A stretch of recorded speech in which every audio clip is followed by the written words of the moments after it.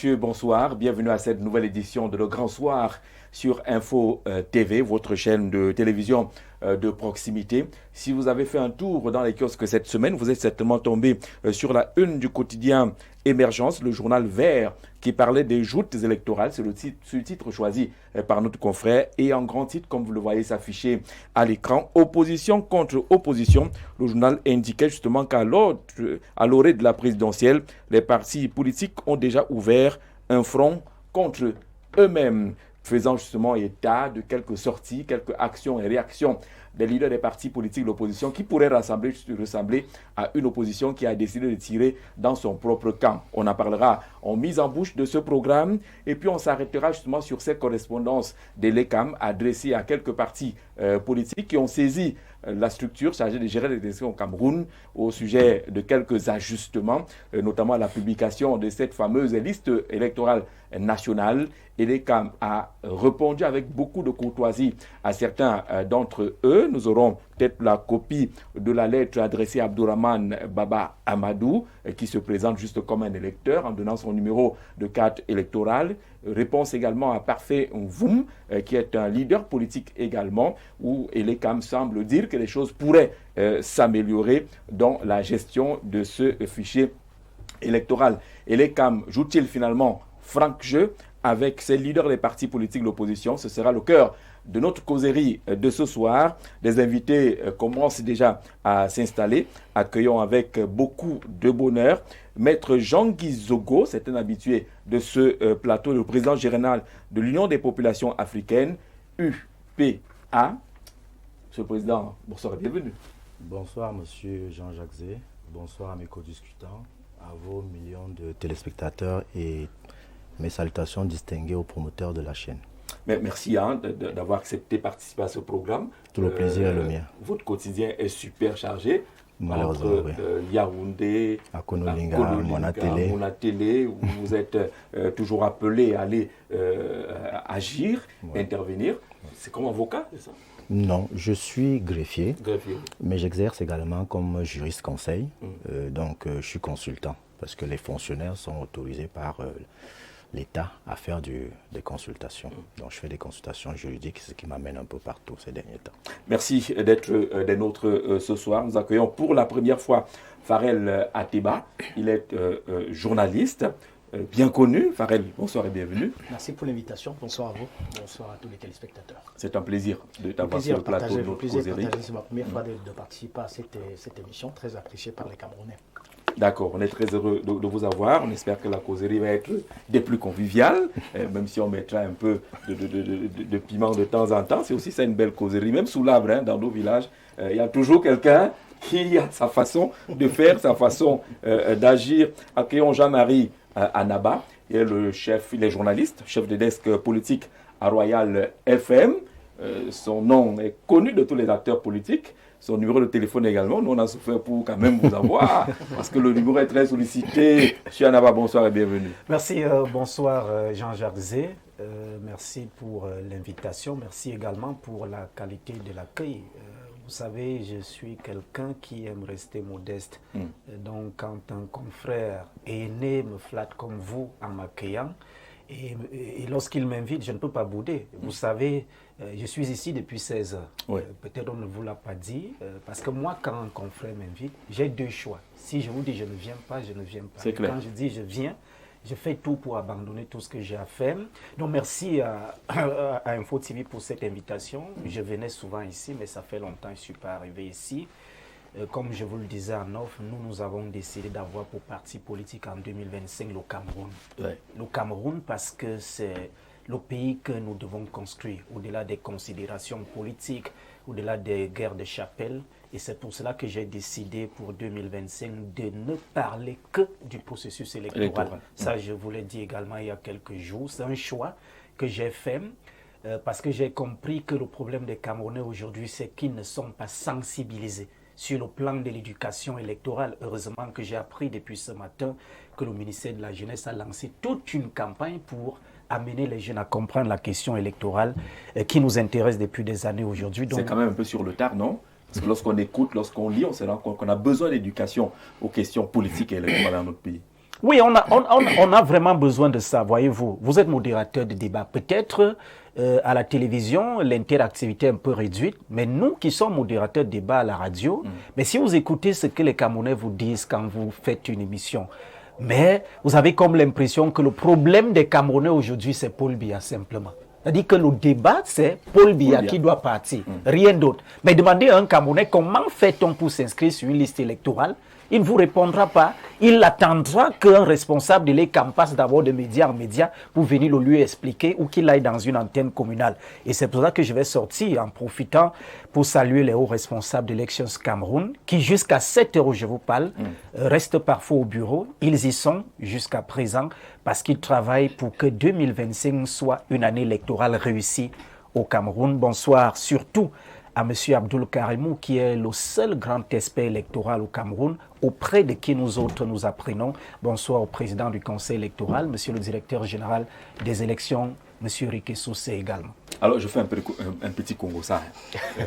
Lorsque j'ai annoncé que Jean-Marie Nabassera sur mon plateau m'a dit on parie combien qu'il sera avec le code électoral, qu'il aura toujours sa copie du code électoral en main. On est habitué à la Bible de Limbi Lobé. Lui, il marche avec le code électoral. Oui, j'ai décidé, c'est pas pour imiter Limbi Lobé, le grand frère, mais je dis ma Bible également pour 2025, ce sera le code électoral.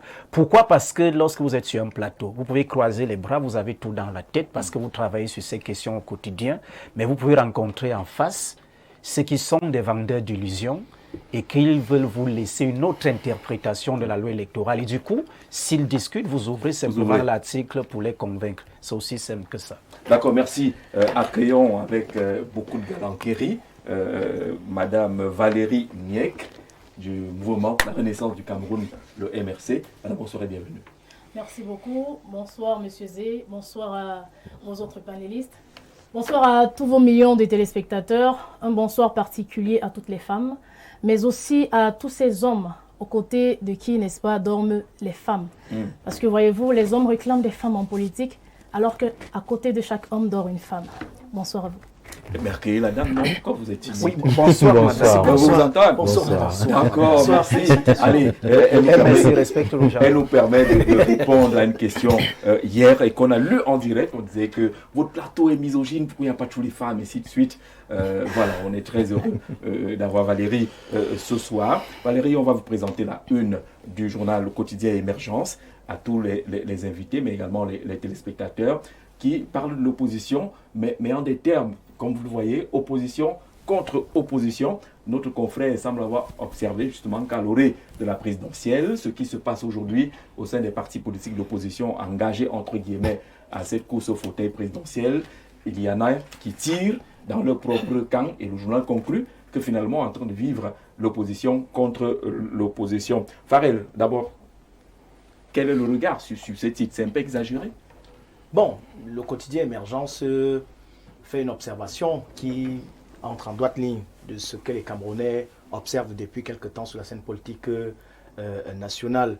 On a l'impression que les opposants, les présidents des partis politiques se battent pour le contrôle non seulement des chapelles politiques ou alors pour être désignés soit à la tête d'une coalition, soit pour une candidature individuelle. Voyez-vous, il se trouve que des coalitions ont été créées par des leaders de l'opposition, mais aujourd'hui, on a vu certains partis de ces coalitions-là. On a le président Akéry Mouna qui aujourd'hui a été investi par un autre parti politique et n'est-ce pas, ne fait plus partie de ces alliances-là. De l'autre côté, il y en a qui estiment que ceux qui refusent, n'est-ce pas, d'entrer, d'accepter, de coopérer avec les autres partis politiques, c'est de la trahison. Moi, je pense que le quotidien Émergence fait là une observation qui, de mon point de vue, n'est-ce pas, laisse penser que ceux qui appellent les Camerounais à les soutenir sur le plan politique, n'est-ce pas, n'ont pas d'idéologie, c'est juste parce qu'ils veulent se positionner,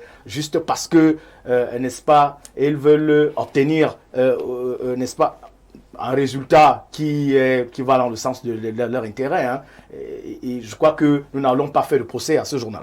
Mais est-ce qu'on est surpris par ce climat aujourd'hui, que ce soit à la veille de l'élection présidentielle, qu'on lise des sorties, qu'on écoute les leaders des partis politiques, entre eux, c'est dire des choses pas gentilles du tout, qui finissent par ne pas construire une sorte de coalition ou d'union derrière un candidat. Pas de surprise. En 2018, on a vécu le même scénario, en 2018, et même, n'est-ce pas, en 2020.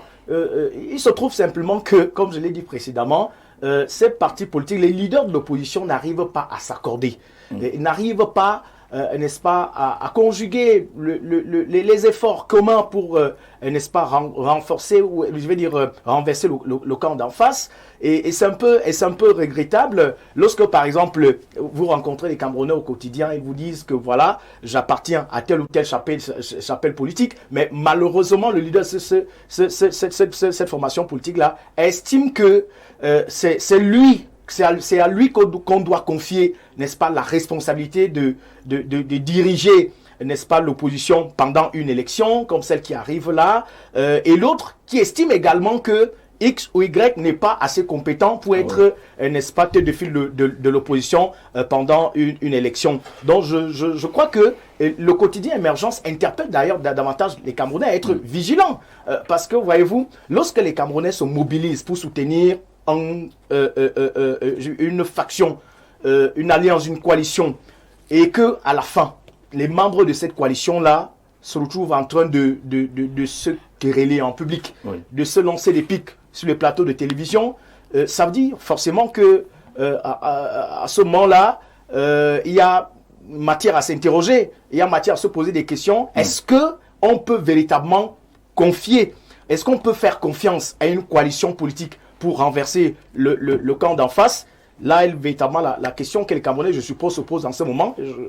C'est un peu ça. Et dans ce climat-là, comme on le dit souvent, les secrets sont dehors. On voit des documents accablants, des vidéos et autres qui circulent. Maître Jean-Guy Zogo, finalement, à cette allure, on risque de ne pas construire une opposition solide. Monsieur Jean-Jacques Zé, votre sujet est extrêmement intéressant et il me permet de dire un certain nombre de choses que je pense sont encore de l'ordre de l'inconnu pour les populations camerounaises. Vous allez me permettre de poser 3 postulats sur la table de la discussion. Les populations camerounaises sont victimes d'une escroquerie politique et elle est à la base idéologique. Je voudrais qu'on se comprenne bien. Les conneries, j'appelle ça ainsi, qu'on appelle coalition de l'opposition, candidat unique de l'opposition, ce sont des conneries parce que il n'y a que sous les tropiques, dans les anciennes colonies françaises d'Afrique, qu'on retrouve ce genre de bêtises. L'élection présidentielle, puisqu'il s'agit d'elle, est la rencontre d'un homme ou d'une femme avec son peuple. Si cette rencontre est suffisamment fusionnelle, elle permet à ce peuple de donner son assentiment à la personne qui sollicite son suffrage, sur la base, en principe, d'un projet de société. C'est le monde idéal. Non, ce n'est pas l'idéal, c'est ce que Donald Trump vient de faire. Donald Trump a dit aux Américains ce qu'il allait faire. Et depuis qu'il est là, c'est ce qu'il fait, ne nous en déplaise. Donc, il y a d'abord ce premier aspect. Il y a un deuxième aspect, c'est que les gens s'engagent en politique parfois parce qu'ils ont échoué ailleurs ou parce que ils y voient la possibilité d'avoir des prébendes. En réalité, l'engagement politique doit reposer sur une idéologie, c'est-à-dire l'ambition de faire triompher un modèle de société. Vous voyez que là encore, il y a un problème. Vous mettez sur la table et dans la même marmite des morceaux de viande de porc, de bœuf, de porc épic. Je ne sais pas quel goût une telle viande peut avoir. Non, même le malaxé ne se fait pas comme ça. Donc, c'est pour dire que ce n'est pas quelque chose qui a un sens. C'est même une hérésie démocratique. Et la troisième chose que je voudrais dire, c'est que chaque parti politique est supposé avoir 3 choses. D'abord, une idéologie qui sous-tend un projet de société. Et troisièmement, quelqu'un qui porte ce projet et dont autour duquel on établit un système de communication. Et lorsque vous observez ce qui se passe autour de nous, moi je ne trouve pas ça extraordinaire, ce n'est pas un problème en soi. Sauf qu'il y a un petit détail important. Lorsque j'ai regardé la une du journal Le Quotidien Émergence, je salue au passage Jefferson Camille, le rédacteur en chef de ce journal, je lui ai répondu tout de suite sur son compte Facebook. En réalité, il y a un manichéisme immuable en politique que beaucoup de gens ignorent. Sous toutes les latitudes et de tout temps, il y a toujours eu d'un côté l'ordre en place, l'ordre régnant, qui fait tout pour se pérenniser, et en face de lui un ordre réformateur qu'on appelle l'opposition. On peut l'appeler on peut l'appeler les progressistes, c'est comme on veut, mais toujours est-il que c'est ce manichéisme-là qui existe sur toutes les latitudes. Et maintenant, le problème, c'est que chez nous, l'ordre gouvernant, l'ordre régnant, l'ordre installé est néocolonial. La seule véritable opposition idéologique à l'ordre qui existe actuellement, c'est l'ordre panafricaniste authentique. Donc tout ce que je vois là, parce que j'entends certains se disent socialistes, certains se disent de gauche, de droite, et je sais pas moi, du centre, sur le sol africain, vous voyez ce qui se passe actuellement à l'est de la République démocratique du Congo, vous n'êtes pas panafricaniste, vous faites le jeu du néocolonialisme. Donc il n'y a pas d'opposition contre l'opposition, il s'agit juste de certains califes qui se rêvent de devenir calife à la place du calife. Alors c'est peut-être une connerie comme le dit la coalition, mais face à une machine aussi lourde, qui est suffisamment huilée, une quarantaine d'années, est-ce que finalement il ne faut pas faire le genre d'union tous contre le RDPC, quitte à ce que ce n'est pas possible. Une transition et ainsi de suite, ce n'est pas possible. Vous reveniez à l'idéologie, ce n'est pas possible. D'abord faire partir ce n'est pas possible. Ce n'est pas possible. Pourquoi? Le système en place n'est pas là depuis 40 ans, il est là depuis 1957, depuis l'éviction d'André Malemita. Première chose. Deuxième chose, les Ouminiobé et autres, ce n'est pas parce qu'ils faisaient des coalitions qu'ils sont devenus ce qu'ils sont devenus dans nos mémoires. C'est parce que c'était d'abord des gens d'une certaine qualité morale, une certaine rectitude morale. Alors, on ne pouvait pas sortir de leur placard des casseroles à tout vent comme on en sort aujourd'hui sur certains.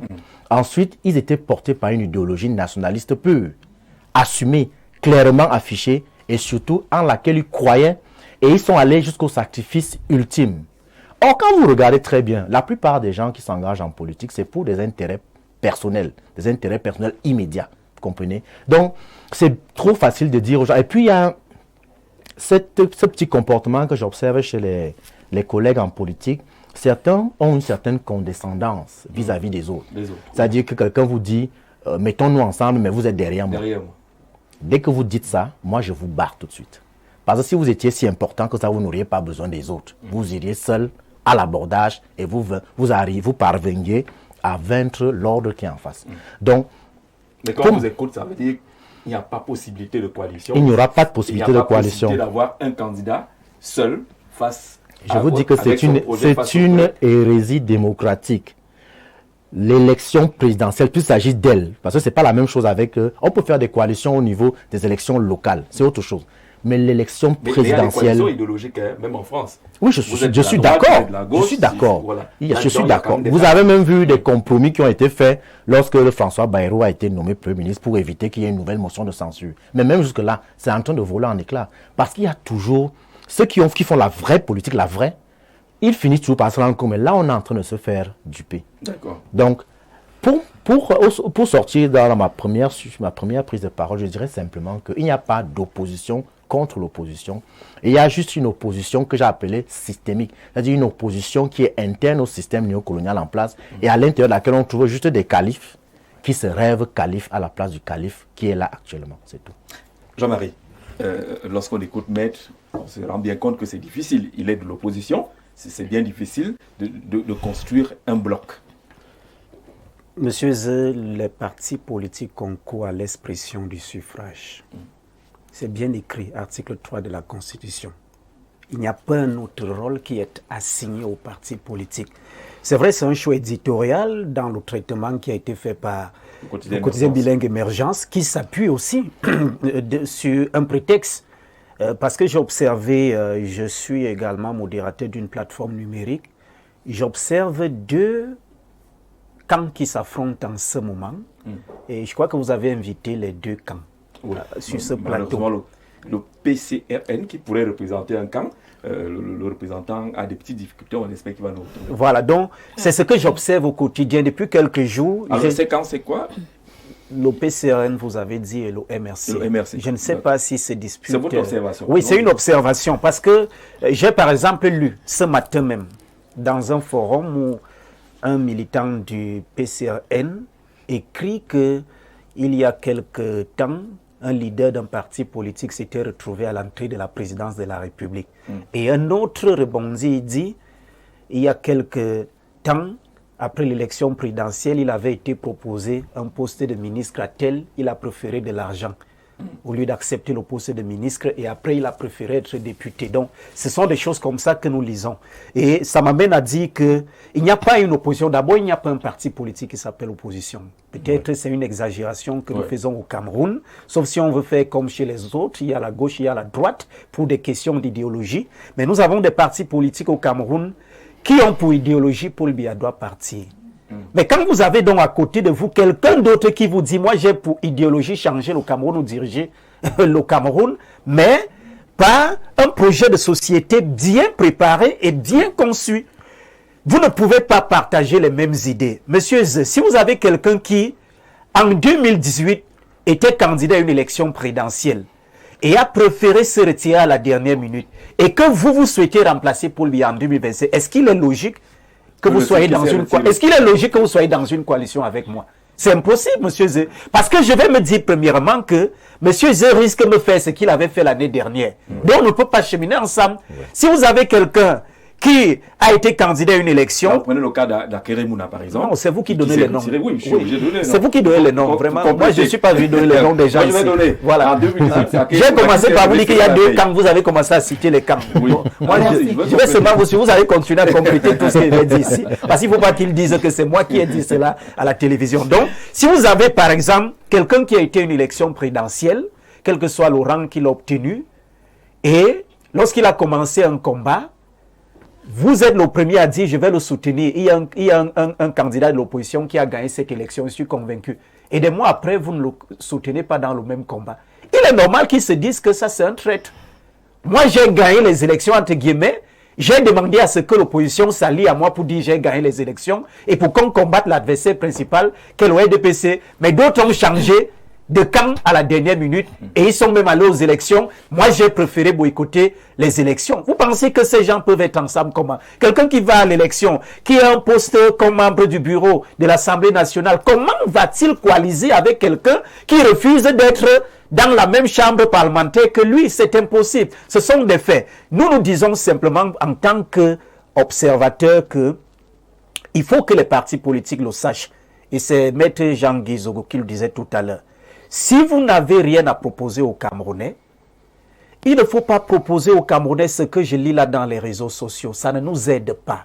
Il faut dire aux Camerounais, et il a pris l'exemple de Trump. C'est vrai, il n'aime pas quand on prend l'exemple qui vient d'ailleurs. Il y a un langage qui veut laisser croire au sein de l'opinion qu'on ne peut pas battre Paul Biya au Cameroun. Je dis c'est possible. Si vous avez battu le RDPC dans l'ONU, je parle là de l'UDC. Si vous avez battu le RDPC dans l'Union Ekele, si vous avez battu le RDPC à Douala, dans l'une des communes de Douala, qui vous dit que c'est impossible, que si vous utilisez la même stratégie gagnante, de battre le RDPC, surtout en 2025, où les consciences des Camerounais sont éveillées. On a une jeunesse aujourd'hui qui est dynamique, qui se dit que nous voulons changer les choses. Ce n'est pas à travers le plateau de télévision d'Info TV qu'on viendra dire Paul Biya doit partir automatiquement. Le jour du vote, vous n'encouragez pas les gens à aller voter. Vous n'encouragez pas les gens à s'inscrire sur les listes électorales. Vous ne dites même pas aux gens, d'ailleurs on parlera des inscriptions tout à l'heure, oui. Vous ne dites même pas aux gens d'aller s'inscrire. Et pourquoi il faut s'inscrire? Il ne faut pas s'inscrire pour suivre quelqu'un qui vous dit qu'il est tout et il est le sauveur des Camerounais. Il faut aller s'inscrire pour dire le vote est secret, même la loi électorale le dit. Vous êtes face à votre destin pour changer la donne dans votre pays et vous laissez que les institutions en charge de la compilation de ces résultats et de la proclamation de ces résultats puissent nous donner ces résultats-là. Donc, que les partis politiques concourent au suffrage universel et qu'ils aient à la rencontre du peuple. La rencontre du peuple ne se fait pas sur Facebook. Encore que mais il y a quand même non, c'est une stratégie de démobilisation, monsieur Zé. Quand même qui est très accroché à Facebook. Ça veut quand même qu'il y a des gens qui ont bâti leur campagne électorale, pas ici, ailleurs, sur l'utilisation des réseaux sociaux. Vous dites pas ici ailleurs. Vous dites pas ici ailleurs. C'est possible au Sénégal. Est-ce que vous savez, Jean-Jacques Zé, la jeune génération au Sénégal en a eu besoin. Est-ce que vous savez, Jean-Jacques Zé, quelqu'un peut vous suivre aujourd'hui parce qu'il y a des suiveurs là-dehors. Oui. Ils disent qu'ils sont militants. Ils ne sont pas militants. Ils peuvent être militants de cartes. D'autres sont des sympathisants. Mais il y a des suiveurs. Dites ce que vous voulez sur Facebook. Le jour du vote, d'après ce qu'on nous dit, si un électeur et ceux qui ont été, dont les mémoires ont été formatées comme ça, rencontrent peut-être un bout de pain que vous n'avez même pas donné à vos représentants. Vous voulez gagner l'élection, mais vous ne vous préparez pas avec les moyens d'une élection. Une élection, ça se prépare en interne, c'est-à-dire les cotisations des membres, parce qu'il y en a qui veulent laisser croire qu'il y aurait un parti politique qui utilise les moyens de l'administration, alors qu'en interne, vous n'avez pas préparé les simples représentants dans les bureaux de vote. Leur donner ne serait-ce que de quoi manger. Et quand quelqu'un d'autre vient à leur rescousse, pour leur donner de quoi manger, il faut basculer, il devient sardinat comme vous dites. Donc, il faut travailler sur toutes les stratégies qui peuvent permettre à ce qu'on gagne une élection. Il n'y a aucune opposition qui joue contre une autre opposition. C'est une guerre d'ego, une guerre de leadership, parce que tout le monde veut se monter auprès de M. Biya, que c'est moi le leader de l'opposition. C'est plutôt se montrer auprès de M. Biya. Mais je vous dis, ou de séduire vous ignorez quoi, monsieur? Il y a des gens qui vont à l'élection, Maître Jean Guizou peut vous dire. Il y a des gens qui, peut-être il a accompagné des candidats une fois, il sait très bien qu'il y a des gens qui vont à l'élection pour se faire de l'argent, le temps de l'élection présidentielle. Et on recommence la même rengaine pendant la nouvelle année, à la prochaine. Il y en a qui sont conscients que pour que je gagne une élection, je dois remporter un maximum de sièges à l'Assemblée nationale ou dans les municipalités ou dans les conseils régionaux. Mais ils boycottent ces élections-là. Pour quelle intention, sachant bien que les carottes seront cuites après. Bonsoir le panel, tenez-vous tranquille, le peuple camerounais est désormais mûr. Il connaît déjà celui parmi les opposants qui le défend. Linda depuis Etoudi. Valérie, lorsque vous écoutez les uns et les autres, on a l'impression qu'on est en train d'aller vers une coalition impossible, mais qu'on est en train d'aller vers des clashs à n'en point finir entre des blocs ou des camps qui se sont constitués. Et parmi ces camps, on a cité un camp qui serait camp MRC. Vous reconnaissez là-dedans? Je reconnais surtout, M. Zé, que lorsque M. Anaba ici présent a fait la mention, n'est-ce pas, des camps qui s'opposeraient, vous avez tout de suite, n'est-ce pas, le PCRN. Exactement, vous avez fait rapidement de citer le PCRN. Bon, je voudrais, n'est-ce pas, qu'il soit clair. Le MRC n'a qu'un seul adversaire politique, le RDPC. Je pense que dans nos échanges tout à l'heure, j'ai regretté le fait qu'il n'y ait pas d'invité. On voulait vous laisser vous exprimer sur la place. Oui. Parce que nos camarades du PCRN, je vous assure qu'importe, n'est-ce pas, l'agitation que les uns et les autres peuvent faire, nous, au MRC, nous restons focus et nous restons sereins. Nous savons que tout ce que nous avons comme adversaire, c'est le RDPC. Et donc, rien ne peut, n'est-ce pas, nous divertir, ou rien ne peut nous faire faiblir ou fléchir en un quelconque moment que ce soit. Peut-être qu'on n'assumait pas cela, mais ce n'est pas l'impression qu'on a lorsqu'on regarde les plateaux télé, lorsqu'on lit les réseaux sociaux. On a toujours l'impression que ça clash entre certains leaders de l'opposition. Vous savez, ça c'est une lecture que vous faites. Des lectures, pas mal de gens peuvent en faire. Entre autres, je peux faire la lecture selon laquelle les médias contribuent, n'est-ce pas, à ce qu'il y ait des clashs entre les différents camps. Voyez-vous? Et quand je parle de médias, désolé, mais votre média n'est pas exclu pour autant. Non, vraiment. Tous les médias, effectivement, tous les médias en font partie. Oui. Formidable. Ça veut dire, autant vous pouvez faire cette lecture, autant je peux faire la mienne. Mais vous m'avez invité ici pour donner ma position, pour donner la position du parti que je représente, à savoir le MRC. Le MRC n'a qu'un seul adversaire, le RDPC. J'ai entendu ici dire que les coalitions, n'est-ce pas, seraient des conneries. Ouais. Vous en riez. Naturellement, je peux me permettre de faire ne fût-ce qu'un sourire. Mais après, c'est comme j'ai dit tout à l'heure, chacun a le droit de faire sa lecture. Une chose est certaine, ce n'est pas la coalition forcément qui va gagner. La coalition, certes, est une bonne chose. Encore que, actuellement, le MRC est dans une certaine coalition. Voyez-vous? L'idéal, en principe, effectivement, serait que nous puissions réunir le maximum de forces d'opposition en termes d'idéologie surtout. Et j'ai apprécié quand vous avez rappelé ici à M. Guizogo qu'il y a eu des coalitions idéologiques sous certains cieux. Okay? Donc, en termes d'idéologie, si nous avons un certain nombre de coalitions, ce serait franchement intéressant. C'est ce qu'on voudrait en réalité. Est-ce que vous travaillez pour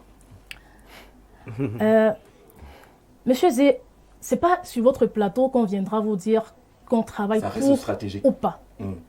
Ok.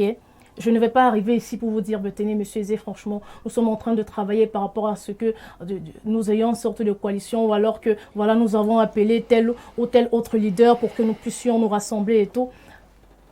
Monsieur Zé, ce que je vais vous dire ici, c'est que nous sommes conscients du fait que nous avons du travail sur la table. Et c'est pour ça, comme j'ai dit, nous ne dispersons pas nos énergies. Les gens qui ont des idéologies qui s'assimilent à la nôtre, nous les accueillons volontiers. Les gens qui ne l'ont pas, il n'y a pas de souci. Nous irons chacun à l'élection. Je voulais dire ça pour dire aussi que, oui, on peut aller en rang dispersé et battre l'adversaire principal, c'est-à-dire le RDPC. Je pense que nous avons un cas patent et récent au Sénégal, où, n'est-ce pas, avec la coalition entre guillemets, de Diomaye Faye. Quand je dis coalition, c'est parce que je vois Diomaye Faye, je vois Sonko. Pour moi, c'est deux grandes personnalités extraordinaires qui ont su, n'est-ce pas, réunir leurs forces et faire quelque chose de subliminal. Donc, si nous partons en rang dispersé, nous pouvons toujours réussir à vaincre celui qui est en face. Le problème, ce ne sont pas les leaders qui vont ou qui marchent vers, n'est-ce pas, une certaine victoire. Le véritable problème serait le peuple camerounais. Parce que qu'est-ce qui a fait la force du Sénégal? C'est le peuple sénégalais. Alors, est-ce que le peuple camerounais dont il est question ici est prêt réellement à pouvoir consentir à un certain changement? C'est là la véritable question qu'il faille se poser et non rester dans les débats de l'opposition contre l'opposition. Non, j'ai envie de rejoindre tout le monde ici sur ce plateau qu'il n'y a pas d'opposition contre l'opposition. Pas du tout. Et comment est-ce que vous réagissez lorsque venant d'un parti politique d'opposition, on dit de Maurice Kamto, par exemple, qui n'a pas voix au chapitre parce qu'il a servi celui qu'il veut combattre aujourd'hui? Ça a été dit ouvertement. Vous savez, monsieur Zé, je dis souvent, dans la vie, lorsque on estime savoir où on veut aller, on met des dispositions pour y parvenir. On prépare son chemin. Okay? Et préparer son chemin, ce n'est pas seulement se lever un beau matin et dire, ben voilà, aujourd'hui, je voudrais atteindre tel objectif. Non. C'est savoir comment procéder. Il y a tout un processus qui va avec. Il se passe que M. Kamto, qui est le leader actuel du MRC, c'est quelqu'un qui a depuis longtemps été visionnaire. Okay? Il a su voir longtemps en avant qu'il pourra naturellement gouverner un jour ce pays. Et une chose est aussi certaine et bien, du moment je l'apprécie en tout cas, et n'est-ce pas, je mets cela sur la table pour vos téléspectateurs, c'est que lorsque vous avez quelqu'un que vous voulez affronter, pour affronter une certaine personne, quelle qu'en soit la valeur de lambda, il faut connaître la personne. Et pour connaître la personne, il faut la côtoyer en tant soit peu. Il faut embrasser l'ennemi pour mieux les traiter. Il faut la côtoyer en tant soit peu. Il faut connaître la personne. D'accord. Okay? Je ne saurais vouloir vous évincer si réellement je ne connais pas quelles pourraient être vos faiblesses. Monsieur Kamto a eu le courage, effectivement, et la compétence, parce qu'après, il n'entre pas dans un gouvernement qui veut. Mais c'est aussi qui a la compétence. Donc, il avait la compétence de ses compétences. Il est entré dans ce gouvernement et il a su mettre ses ambitions en jeu, en exergue. Et quand il en est sorti, il a dit, bon, je pense que j'ai déjà certains atouts, certains éléments pour pouvoir me hisser et renverser les gens qui sont en face. Okay? Donc, ça aussi, c'est sa part de stratégie, c'est sa façon de penser, c'est sa vision. Et laquelle, effectivement, et laquelle nous autres, nous soutenons. Donc, quand on veut nous dire et nous faire croire aujourd'hui, et ça je pense que ce sont les plus naïfs qui risqueraient fort de tomber dans ce piège, que c'est parce que le professeur Kamto aurait travaillé avec le gouvernement qu'aujourd'hui il ne serait pas un bon candidat à la présidentielle. Mais pour chuter rapidement, j'ai envie de rappeler, n'est-ce pas, aux millions de téléspectateurs ici, qu'il me souvient que Macron, le président actuel de la France, il a travaillé pour son prédécesseur. Sauf si je me trompe. Il a travaillé pour son prédécesseur. Mais c'est lui qui après l'a évincé. Il en est ainsi. Pourquoi pas? Monsieur, j'allais juste, je place juste un petit mot. C'est vrai qu'on a un grand sujet qui arrive là tout à l'heure et sur lequel je dois concentrer bien mon énergie. Voilà. Alors, j'allais quand même relever que je suis flatté que l'on prenne des exemples de Diomaye Faye au Sénégal. Mais je ne sais pas si Sonko et Faye étaient des incohérents. C'est ça le vrai problème qu'on a avec nos leaders aujourd'hui. Il faut être cohérent. Je préfère encore, et peut-être ceux qui regardent à la maison vont m'excuser, ce n'est pas une sympathie en tant que telle. Je préfère encore RDPC qui vous dit ma stratégie, c'est la conservation du pouvoir. Et je suis prêt et j'ai les moyens pour conserver ce pouvoir-là. À tout prix. Que d'avoir... Et à tous les prix. Non, pas une élection, pas les voies normales, la voie élective. Je préfère encore un RDPC qui vous dit, je vais gagner nos adversaires en 2025 et je mets en place une stratégie gagnante.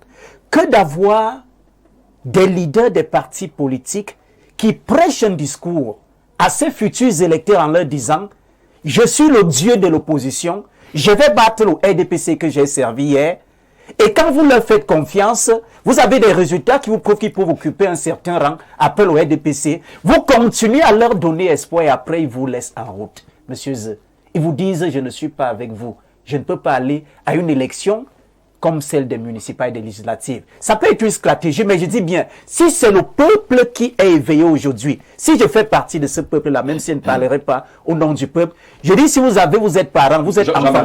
Vous êtes enfant. Jean-Marie n'est pas en train de dire que le discours de Camto ne passe pas. Non, vous êtes enfant, monsieur. Je prends un exemple simple. Moi, j'aime parler à la grand-mère qui regarde à la maison. Oui. Vous êtes enfant.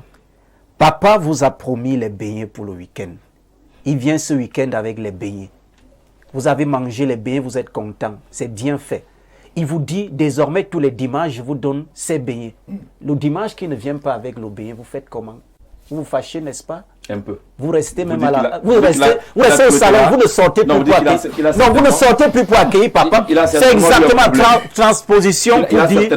Oui, transposition pour dire, vraiment, nous devons être cohérents. Si vous dites que vous voulez diriger le Cameroun et que vous avez besoin du soutien des Camerounais, restez cohérents, les Camerounais vont s'allier. Non, je vous dis que je dis, en tant qu'électeur... J'ai le grand frère Mathias Sirik Onangini qui dit que entre ma position d'hier et celle d'aujourd'hui, qu'est-ce qui prime? Bon, est-ce que vous êtes souvent à la maison? Quand vous le recevez, je vais vous prendre un exemple simple. Quand vous le recevez, vous avez... Non, je vous dis quelque chose. Quand vous le recevez donc, je vous dis les commentaires du quartier. Le nom que vous avez pris. Quand vous recevez quelqu'un qui était dans l'opposition hier et qui soutient M. Biya aujourd'hui au RDPC, vous connaissez les réactions au quartier? Les gens veulent zapper. Ils ne zappent pas parce que c'est l'émission de M. Z. Je dis même nos femmes à la maison disent regardez-moi c'est lui. Il change de camp tous les jours, on ne sait même pas dans quel camp il va. Non, je parle d'un problème de cohérence. D'éducation politique. Pour que les gens sachent qu'on peut partir d'un point A à un point B, on peut évoluer dans sa façon de voir et sa façon de regarder. Est-ce que ce n'est pas un problème d'éducation politique qu'on fasse un procès à Maurice Kamto aujourd'hui parce qu'il a servi le gouvernement, utilement d'ailleurs, et qu'il ne puisse plus se présenter parce qu'il aura connu cette parenthèse dans... Non, on l'aime dans cette ancienne casquette-là, mais qu'il soit cohérent simplement. Il est beaucoup cité ici parce qu'il est peut-être la figure la plus donc parce qu'on a le représentant du MRC, comme ça ce n'est pas le Congo ça. Il y a également que... Mais aussi et surtout parce qu'il est la figure de l'opposition la plus connue. Non, pas du tout. Vous avez un nom permis. Je voudrais qu'on ait l'impression qu'on a organisé un débat pour flageller Maurice Kamto ou la coalition qui est autour du professeur Maurice Kamto. Mais moi, je voudrais dire que tout est fonction de l'idéologie défendue. Hein. Parce que, voyez-vous, vous ne pouvez pas former une coalition et puis vous dites c'est parce que j'ai été deuxième à l'élection présidentielle que je dois porter la voix de l'opposition. Qui le dit? Mais les militants de ce parti, vous n'avez pas dit la conscription de l'APC. Maurice Kamto le disent. Il est sorti, il a quand même été deuxième à l'élection présidentielle. Par conséquent, c'est lui qui doit porter la voix de l'opposition. Alors moi, j'observe que en réalité, c'est parce que certaines personnes ayant constaté leur incapacité, leur faiblesse à battre le parti au pouvoir, ils créent donc des coalitions, n'est-ce pas, dans le but, n'est-ce pas, d'amener la population à aller voter lors d'une élection comme l'élection présidentielle qui est en gestation. Mais je voudrais également dire qu'il y a Cabral Libi qui milite pour les primaires de l'opposition et c'est à ce niveau qu'il est combattu. C'est-à-dire qu'il dit, ok, on jette les cartes, vous avez été deuxième à l'élection présidentielle, moi troisième. Alors, donnons la possibilité à l'opposition de voter le candidat unique, le candidat qui va porter la voix de l'opposition. Et je pense qu'à ce niveau, c'est là où Cabral Libi subit les foudres, le candidat qui gagne des autres candidats de l'opposition. Également, il faut dire que l'opposition qui est divisée aujourd'hui, vous allez vous rendre compte que il y a des coalitions qui sont créées autour des appartenances tribales C'est-à-dire que les gens s'unissent parce que c'est mon frère du village, je vais le soutenir. Ce n'est pas pour une idéologie, ce n'est pas pour un projet précis, mais parce que ce qui nous ramène à la question de l'éducation politique. Et c'est d'ailleurs pour cette raison que vous allez vous rendre compte que l'honorable Jean-Michel Nintier n'est-ce pas, est fortement critiqué parce qu'il soutient Maurice Kamto, Cabral Libi et d'autres partis politiques qui soutiennent, n'est-ce pas, sa candidature parce qu'il appartient à telle ou telle communauté. Moi, je pense que c'est toutes ces considérations-là, on doit les bannir. Mais est-ce que cette approche de l'APC n'est pas honnête? De dire que venez, nous rassemblons-nous derrière tel. Est-ce que ce n'est pas honnête que d'avoir des coalitions comme l'ATP qui est en train de chercher comment faire un vote digital pour choisir... Mais est-ce que ce n'est pas mauvais Est-ce que ce n'est pas honnête que si vous avez raté le penalty, vous faites la passe à quelqu'un d'autre? Ce n'est pas mauvais de former les coalitions. Ce n'est pas mauvais de créer des coalitions. Encore que lorsqu'on vous met à la tête d'une coalition, il faut défendre, il faut présenter une offre qui convainc les Camerounais. Actuellement, vous allez vous rendre compte que l'ATP, l'AFP et toutes les autres coalitions ne nous présentent aucun projet fiable, convaincant. C'est pour cette raison que les Camerounais, certains Camerounais estiment que ces coalitions-là sont créées dans le but de porter la voix d'une communauté. La voix d'un leader qui pense que c'est notre tour de gérer, c'est notre tour de prendre le pouvoir. C'est légitime, non? De le penser. Est-ce que si vous êtes élu président de la République, est-ce que c'est seulement pour votre communauté? Ce n'est pas pour votre village, c'est pour tous les Camerounais. Jean-Marie Andaba dit tout à l'heure que lorsque vous êtes un homme politique, vous devez avoir l'idée que vous venez pour servir la nation, vous venez pour servir le Cameroun. Et nous avons l'intérêt de préserver notre souverain bien commun, le Cameroun. C'est le Cameroun qui est au centre de tout. Ne vous dites pas que vous venez pour servir les intérêts de votre communauté, les intérêts de votre famille, les intérêts personnels. Vous avez cité un exemple tout à l'heure, M. Diomaye Faye et Ousmane Sonko. Est-ce s'ils ont été élus, quand ils ont pris le pouvoir, est-ce que c'était pour servir les intérêts de leur chapitre politique ou de leur communauté? Que non, ils sont appréciés par les Sénégalais aujourd'hui, justement parce qu'ils ont proposé un projet qui a convaincu le peuple sénégalais. Farel, lorsqu'on vous écoute, c'est finalement coalition impossible. Il faut quand même que la coalition se fonde sur quelque chose pour s'élever. Lorsqu'on vous écoute, c'est que là, on est parti pour ne même pas avoir une coalition. Justement, ou à défaut, que les autres partis politiques acceptent les primaires. Mais ça sert les intérêts du camp d'en face. Pourquoi? Que l'opposition ne s'entend pas, qu'elle se déchire, qu'elle se tire dessus. L'opposition aujourd'hui est en rang dispersé. Oui. Si l'opposition a une candidature unique, une voix, un homme qui porte les aspirations de l'opposition, je pense que en ce moment-là, ils pourront renverser le camp d'en face. Le RDPC aujourd'hui, j'ai dit encore que, et quand vous écoutez les militants du RDPC, ils se réjouissent de voir ce que nous critiquons actuellement. Ils se réjouissent justement de voir ce spectacle. C'est-à-dire que lorsqu'ils voient les militants du RDPC se battre avec ceux du MRC, ils se disent, ben, voilà, ces gars, ils ne sont pas prêts à nous affronter. Ils se vantent de ce qu'ils sont. Ils sont à la matière. Vous avez des facsimilés qui circulent, voilà, qui montrent que tel a mangé sur la table de l'autre hier et qui ne peut plus se présenter aujourd'hui. On a vu qu'il y a eu des actions qui auraient été menées par le RDPC avec certains leaders des partis politiques de l'opposition. Tout est dehors. Sur les réseaux sociaux, il faut voir ce qui se passe. C'est-à-dire qu'on a l'impression qu'il y a certains candidats qui envoient leurs militants aller publier les faiblesses de l'autre. On voit ce qui se passe avec Cabral Libi aujourd'hui, avec les documents qui sortent. Obligé de se défendre, qui n'a pas voilà, vraiment, il est obligé de perdre. Cabral Libi communique tout. Maintenant, il fait les directs sur sa page TikTok tous les jours. Parce qu'il faut se justifier. Non, je n'ai jamais refusé les 200 millions, les postes de ministre, des sièges de DG. Voilà. De l'autre côté, le professeur Maurice Kamto qui vient aussi se justifier que non, vraiment, tout ce que vous dites là est faux. Vraiment, je n'ai jamais, depuis que je suis parti du gouvernement, je n'ai plus jamais accepté vraiment les réunions. Même quand j'étais là-bas, je n'étais pas militant. Voilà, autant de choses. Ce qui fait que nous disons que c'est bien de coaliser. C'est bien de coaliser, mais il faut prévoir, il faut mettre en place des stratégies qui, n'est-ce pas, vont permettre à ce que vous puissiez tenir face au camp d'en face. Maintenant, s'il peut arriver justement qu'il y ait des malentendus. Et ces malentendus-là, ce n'est pas sur la place publique. Ça doit être à l'interne. Voilà. D'accord, merci. Bonsoir Jean-Jacques et bonsoir à ton panel. L'opposition a par 2 fois trahi les Camerounais en 92 et en 2020. Nous prendrons nos responsabilités en octobre car c'est dans l'isoloir que le destin va se jouer. Jean-Marie Ongolo depuis Yaoundé qui se méfie de l'opposition. Bonsoir Jean-Jacques et à ton panel. Le MRC est le pire parti d'opposition au Cameroun et pour la présidence 2025. Si l'opposition s'aligne derrière le MRC, nous électeurs, nous allons voter le RDPC même si c'est à contre-cœur. C'est le professeur M. Kamga. Professeur M. Kamga qui envoie ce message-là. Le grand soir et à tout le panel, bonsoir. Que l'opposition laisse les Camerounais tranquilles. S'ils ne peuvent pas se réunir, on n'attendra plus rien d'eux. Merci. Pascal depuis Monatélé. Bonsoir à vous sur le plateau. Le RDPC est un béton armé. Aucun parti d'opposition ne peut renverser le RDPC. Bonsoir Jean-Jacques. C'est le MRC qui fera encore gagner le RDPC. Pourquoi ce parti est un parti et ne veut qu'un individu comme président Kamto. Alors le plus important serait de faire partir Bia Fabien. Alors que le plus important serait de faire partir Bia Fabien Onambélé depuis Barrière qui envoie ce message. Bonsoir M. Zek. M. Kamto n'est pas un leader.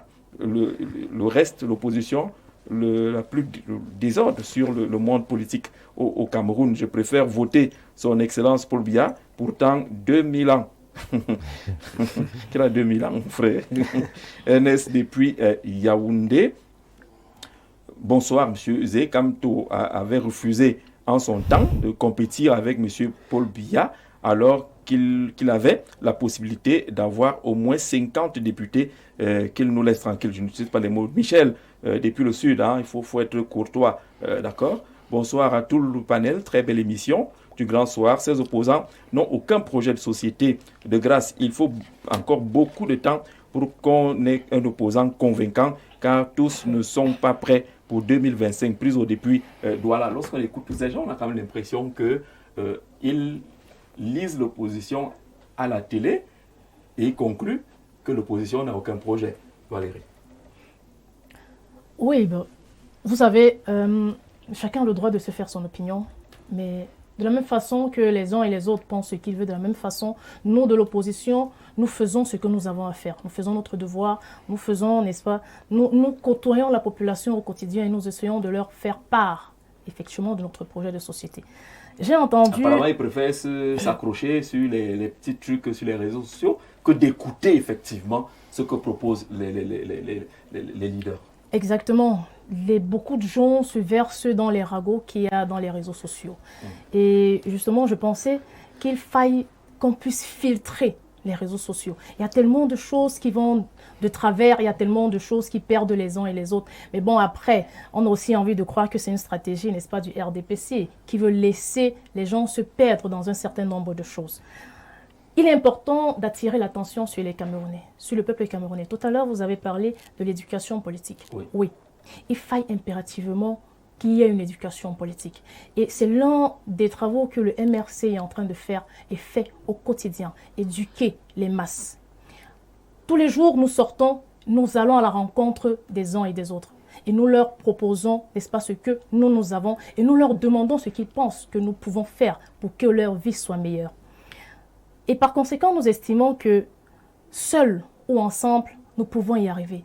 M. Farrell ici a parlé qu'il faudrait, n'est-ce pas, les gens qui pensent qu'ils peuvent affronter le parti au pouvoir devraient faire accepter les primaires. J'ai envie de lui rappeler que les primaires qui ont été évoquées par Cabral Libye, ce Cabral Libye est déjà dans une certaine coalition. À l'ATP. Et du coup, moi, je me pose la question, pourquoi est-ce que ces primaires-là ne se font pas normalement dans cette coalition jusqu'ici? Parce que les primaires, les éventuelles primaires ont été annoncées depuis longtemps. Mais entre-temps, rien n'a encore été fait. Et du coup, on ne sait pas si réellement il y aura un leader de cette coalition.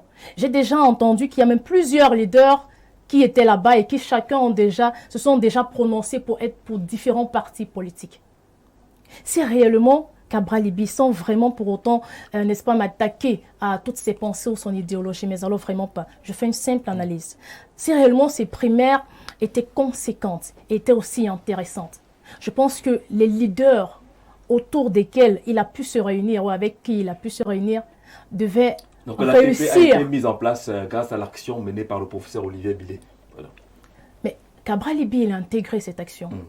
Je dis, et c'est M. Farrell ici qui a fait part, qui a davantage mentionné les primaires. Et Olivier Billet, effectivement, au départ, il ne voulait pas de ces primaires, il me souvient, mais après, il s'est rabattu vers les primaires, il a dit, bon, ils vont effectivement faire des primaires et voir les primaires digitales, tout à fait, sur les réseaux sociaux. Et voir qui modèle Venezuela. Exactement. Mais jusqu'ici, rien n'a encore été fait. Donc, le problème, véritablement, je vous assure, on va beau jeter toutes les pots de banane qu'on pourrait vouloir sur le professeur Maurice Kamto. Et qui, quand j'ai entendu encore la lecture des messages, je vous assure, j'étais très contente. Parce que sur une dizaine de messages que vous avez lus, il y en avait au moins 8 qui parlaient du professeur Maurice Kamto. Et quelqu'un, curieusement, a dit que ce n'est pas un leader. On ne parle pas de quelqu'un s'il n'est pas un leader. Et pour faire rapidement la parenthèse sur les messages, je dirais ici à M. Kamga, qui a dit qu'il votera, il votera tout sauf le MRC. Il est libre. Chacun est libre, M. Kamga. Chacun vote en âme et conscience. C'est le plus important. Donc, sérieusement, ici, vraiment, parce que je me souviens que M. Annaba ici a parlé de la cohérence. Oui. Il a semblé évoquer le fait que... Son Koijo Manfa était cohérent, mais il ne semble pas lire la même cohérence. Exactement. Ici. Il a semblé soulever ce fait que le professeur Maurice Kamto, en l'occurrence, manquerait de cohérence parce que à un moment, il a dit qu'il va aux élections. Après, finalement, il n'est pas parti aux élections. Au point où il a pris... parler d'un leader. C'est monsieur je qui Elle a compris. Voilà. Je peux parler. On s'est compris. Allez-y. Je comprends que les gens soient dans l'émotion. C'est normal. Après, il faut savoir se contenir. Allez-y, madame. C'est très important pour gagner les minutes pour convaincre l'électorat. Juste une précision, il n'a pas prononcé de nom. Je lui demande de prendre 5 minutes pour convaincre l'électorat. Parce que si elle parle de moi, elle perdra plus de temps pour rien. Allez-y, madame. Monsieur Annaba. Oui. Pendant que je vous réponds, rassurez-vous, les téléspectateurs sont suffisamment avertis, ils ont une conscience suffisamment aiguisée. Ne vous en faites pas pour eux. Mais alors, pas du tout. Moi, je leur fais confiance. Si vous ne leur faites pas confiance. Mais ce que je voulais dire, c'est que dans son exemple, il a implicitement cité le MRC. Parce qu'après, il a dit quelqu'un qui a travaillé avec le pouvoir et puis qui a démissionné et qui revient vous dire si. Forcément, quand on regarde dans l'opposition, il y a un seul profil qui correspond à cela. C'est Maurice Kamto. Après, véritablement, n'ayez pas honte d'assumer vos positions, M. Annaba. Il faut savoir assumer ses positions. Il n'a pas travaillé dans le gouvernement. Il faut savoir assumer ses positions. Ce serait bien dommage que nous soyons avec des gens qui ne puissent pas assumer leurs positions. Bref, je reviens pour dire quoi. Je vous en prie. Tout à fait. Je reviens pour dire quoi. Pour dire que, justement avec son exemple, parce qu'il a pris tout à l'heure un exemple de beignet. Que lorsque le père vient vous dire que vous allez vous donner des beignets, puis subitement il n'y a pas de beignets. Oui, c'est vrai, il peut ne pas y avoir de beignets. Mais après, le père peut vous présenter un hamburger. Et un hamburger vaut nettement mieux qu'un beignet. Donc maintenant, ça dépend de comment est-ce que le père a pensé pour transformer ce beignet en hamburger. Quoi qu'il en soit. Je pense que la cohérence et l'incohérence aussi après dépendent des facultés d'analyse, des facultés de compréhension de tout un chacun. Si effectivement, après l'appel au boycott du professeur Maurice Kamto, les uns et les autres ont suivi, parce qu'il me souvient que les élections en 2020 étaient les élections qui ont le plus été boycottées dans notre pays jusqu'à l'heure actuelle. Et c'était dû au fait que le professeur Maurice Kamto a appelé au boycott.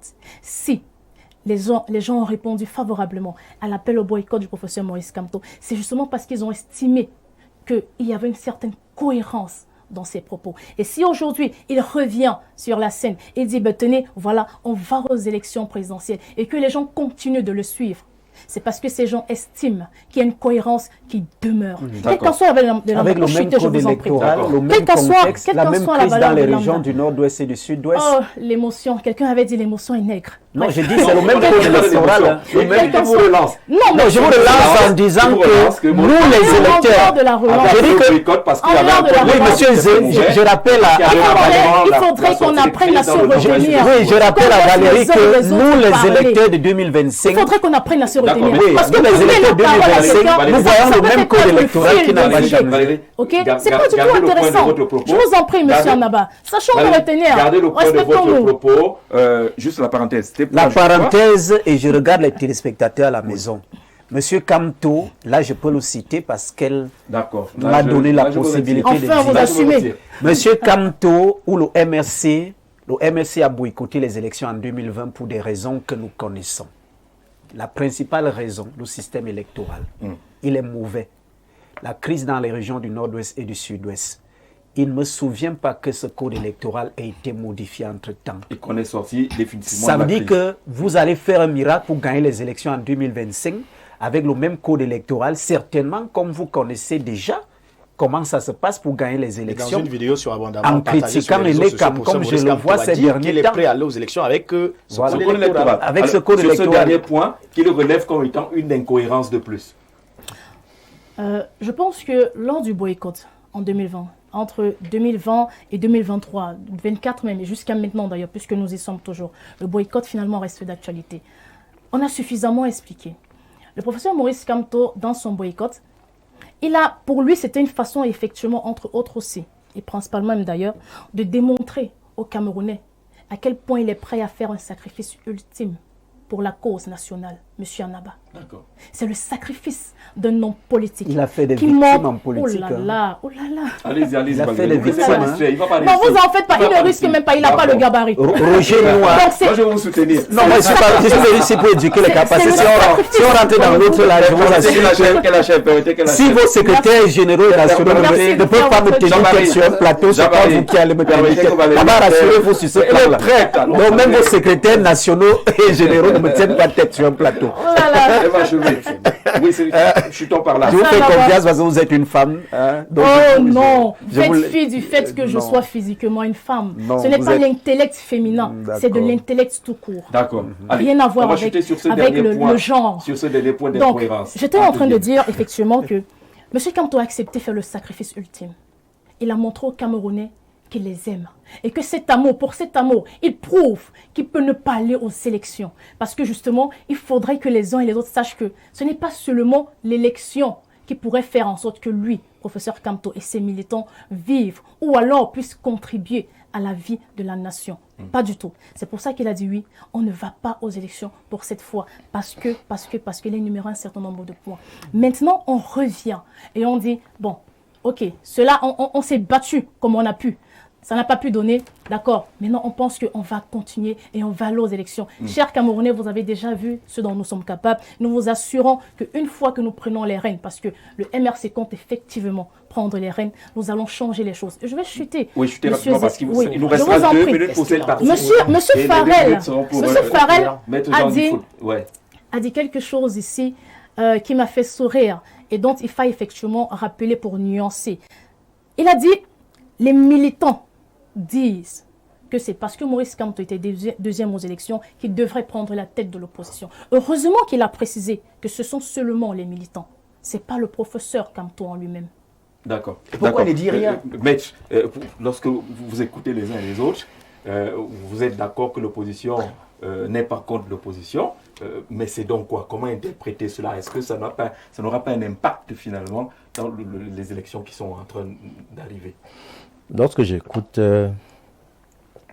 c'est Madame Valérie Niek. Oui, je suis heureux parce que je constate qu'il y a davantage chez elle de la passion que de la cohérence. Mais ce n'est pas grave, je la comprends. Je vous ai dit une fois sur votre plateau ici que le niveau de culture politique et citoyenne des populations camerounaises a été maintenu à un niveau rudimentaire à dessein. Parce que c'est plus facile de duper les gens ainsi. Parce que je m'attendais à ce que pour une fois, enfin, je sache, pour réussir à savoir pourquoi est-ce que le MRC n'est pas allé à l'élection en 2020. Elle a expliqué.